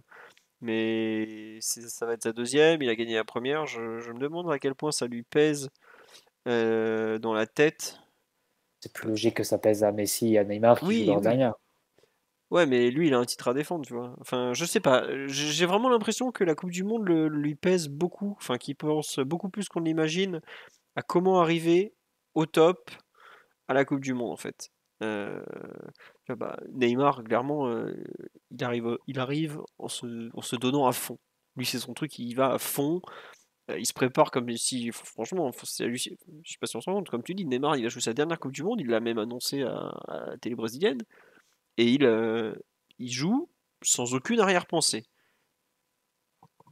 Franchement, il faut le féliciter parce que c'est pas rien pour un Brésilien. La Coupe du Monde, c'est quand même quelque chose de. C'est ultime, quoi. Là, j'ai l'impression que Mbappé fait partie de ceux qui ont le plus ça en tête et que ça lui pourrit un peu ses matchs au final, quoi. Ou en tout cas, ça lui occupe l'esprit au lieu de se concentrer peut-être un peu plus sur ce qu'il doit faire de bien, de pas bien. Bon, après, malgré ça, il arrive à être décisif pratiquement à tous les matchs, hein, donc je vais pas non plus tirer trop sur lui parce qu'il n'y a pas il y a pas besoin. Mais je sais pas, je trouve qu'on n'a pas la version totale du joueur, ce qu'on a pu voir l'an dernier. Même s'il y a toujours des choses à sauver de ces rencontres. On me dit, je me demande, est-ce que je parle de la peur de la blessure? Pas Après, il a une forcément. alerte aussi. Il a une alerte, non? Désolé, Philo, il a une alerte aussi Bah, contre à la suite Benfica. contre Bah oui, il Benfica. s'est fait découper contre Ouais, Benfica. il fait Enfin, découper. le tacle, bah, c'est Enzo encore, Mm. je crois. Ou c'est non Enzo, il s'est Enzo, c'est payé. sur Neymar. Ouais, Ouais, lui c'était l'arrière droit qui était rentré en jeu, erreur, ouais. Gilberto, je crois. Défenseur. Mm. Ouais. Donc ouais, non, je pense qu'il est peut-être plus dans le contrôle et dans la retenue que ce qu'on imagine. Bon, après c'est qu'une hypothèse, hein, je suis pas allé vérifier. Ouais, peut-être qu'il va tomber des nues en écoutant cette analyse, hein, je ne sais pas, mais en tout cas, il peut faire largement mieux, on est d'accord, hein. Mais tout n'est pas à jeter, c'est déjà peut-être pas si mal. Je sais pas, Titi, si tu veux rajouter quelque chose ou Théo sur le match de Mbappé. Ouais, Non, Titi, moi, vas-y. c'est vrai que j'en ai parlé en début de podcast sur les actions où il était bien trouvé en isolation, etc. Tu as parlé des ballons de but qu'il a donné, celui pour Hakimi, celui pour Neymar aussi. C'était les gros points positifs et surtout les situations qu'il a réussi à créer quand même, même si la finition n'était pas au rendez-vous. Et là où je suis d'accord avec Mathieu, c'est vrai que j'ai pas non plus noté un regain de forme sur ce match-là. C'est Kylian, donc c'est toujours dangereux quand il arrive en percussion, etc. Mais c'est vrai qu'on sait qu'il est capable de beaucoup mieux faire dans ces situations-là. Et comme je disais tout à l'heure, j'en attends plus parce que du coup, bah, là, c'est vrai que il est dans sa zone. On a mis un système un peu qui pourrait un peu plus lui convenir. Et donc, on va attendre aussi qu'il redevienne le Kylian, comme a dit Mathieu, meilleur joueur du monde sur les secondes parties de saison, etc., quand on aura besoin de lui. Après, sur le fait de penser à la Coupe du Monde ou non, ça doit jouer moins que ceux qui jouent leur dernière et qui ont des, des pays tout entiers qui attendent ça, comme Neymar, Messi, etc. Mais ça peut lui peser. Après, je pense que c'est pas ça qui fait qu'il est dans une forme un peu moins étincelante en ce moment. Euh, Sur les dernières saisons, c'est des moments où il a été moins bon. Je me rappelle même sous Tourelle, l'année où on joue Manchester en poule, etc. Il avait sorti des matchs assez trouble en Ligue des Champions, etc. Donc c'est peut-être aussi dû au Kylian et ça va revenir à un moment ou à un autre, quoi. On dit ce qui lui a pesé, c'est Benzema Ballon d'Or. Je pense pas, je pense qu'il sait depuis des mois qu'il ne l'aura pas et que c'est pas Il son le année. sait, après il peut l'utiliser aussi comme booster, je sais pas comment on peut dire ça, mais comme quelque chose qui va booster ses performances et se dire voilà, je n'ai été que sixième malgré la belle saison qu'il a fait l'an dernier quand même, il faut le dire, hein. Et j'ai été que sixième, donc peut-être que ça va le booster et le faire aller chercher encore plus et encore mieux cette saison pour figurer plus haut dans ce classement-là aussi. Je pense que c'est un truc dont il parle très souvent, et on sait qu'il apporte beaucoup d'importance à ça et qu'il peut pas se complaire de ses places, un peu sixième, quatrième, huitième, neuvième, etc. Et que lui il va aller chercher le Graal à la fin, donc ça peut aussi euh, lui donner un électrochoc et se dire, voilà, je dois faire plus, je dois faire mieux, je dois faire gagner l'équipe pour gagner ce trophée-là. Ça peut être aussi un levier, comme disent nos amis barcelonais. Un petit levier, effectivement. Bon, on a globalement, je pense, fait le tour sur ce PSG-OM, gagné 1-0. On va vous laisser. Bon, on n'a pas grand-chose à commenter sur le Ballon d'Or. Je vous ai mis une belle photo de François pour finir. Euh, on vous remercie pour votre fidélité. On va vous dire à lundi prochain. Un petit merci à Titi Madness qui sub pendant qu'il parle. Merci à Quick aussi et à Kazak qui sont arrivés en cours de route. C'est très gentil à vous. Euh, Est-ce que tu veux parler des jeunes? Bah, y a pas, enfin, j'avoue que on a fait un podcast avec Lucas la semaine dernière sur Match Youth League. Les deux rencontres des jeunes, c'était à l'extérieur. Je crois que les U19 sont allés gagner à Lille, si je me trompe pas. Et les U17 sont allés gagner à. Attendez, je vous dis ça tout de suite, c'est sur le site. Les U19, ils ont mis 4-0 à Lille, si je me trompe pas. Ah ouais, avec un doublé de Mukelenge qui était rentré en cours de match. Et les autres buts ont été marqués par Zag, j'ai vu, et le premier avait été inscrit par Noah Lemina. D'ailleurs, il est sorti sur blessure, le pauvre. Et enfin, les U17, pardon, sont les gagnés à Saint-Cyr-sur-Loire, dans la Loire donc, avec 2-0, je sais plus qui a marqué. Arjani, l'avant-centre, enfin le milieu offensif a marqué. Le deuxième but, je sais plus qui c'était. Voilà. On a fini pour ce live. Merci à Giorgio 3000 et à Orange Hitman pour le sub aussi, dis donc. C'est très gentil à vous. On est très populaire ce soir. Un petit point, Lolo White qui est revenu en Ligue 1. Bah, comme il l'a dit lui-même, il a tout aimé, sauf le résultat, puisqu'il a perdu sur la pelouse de Rennes. Quand même, une équipe qui aujourd'hui est bien meilleure que l'OL. Et Mathieu était devant le match, un match de Ligue 1, ce qui est très rare. Tout ça pour Lolo White, il était en costard devant le match. J'étais devant la première mi-temps. Voilà.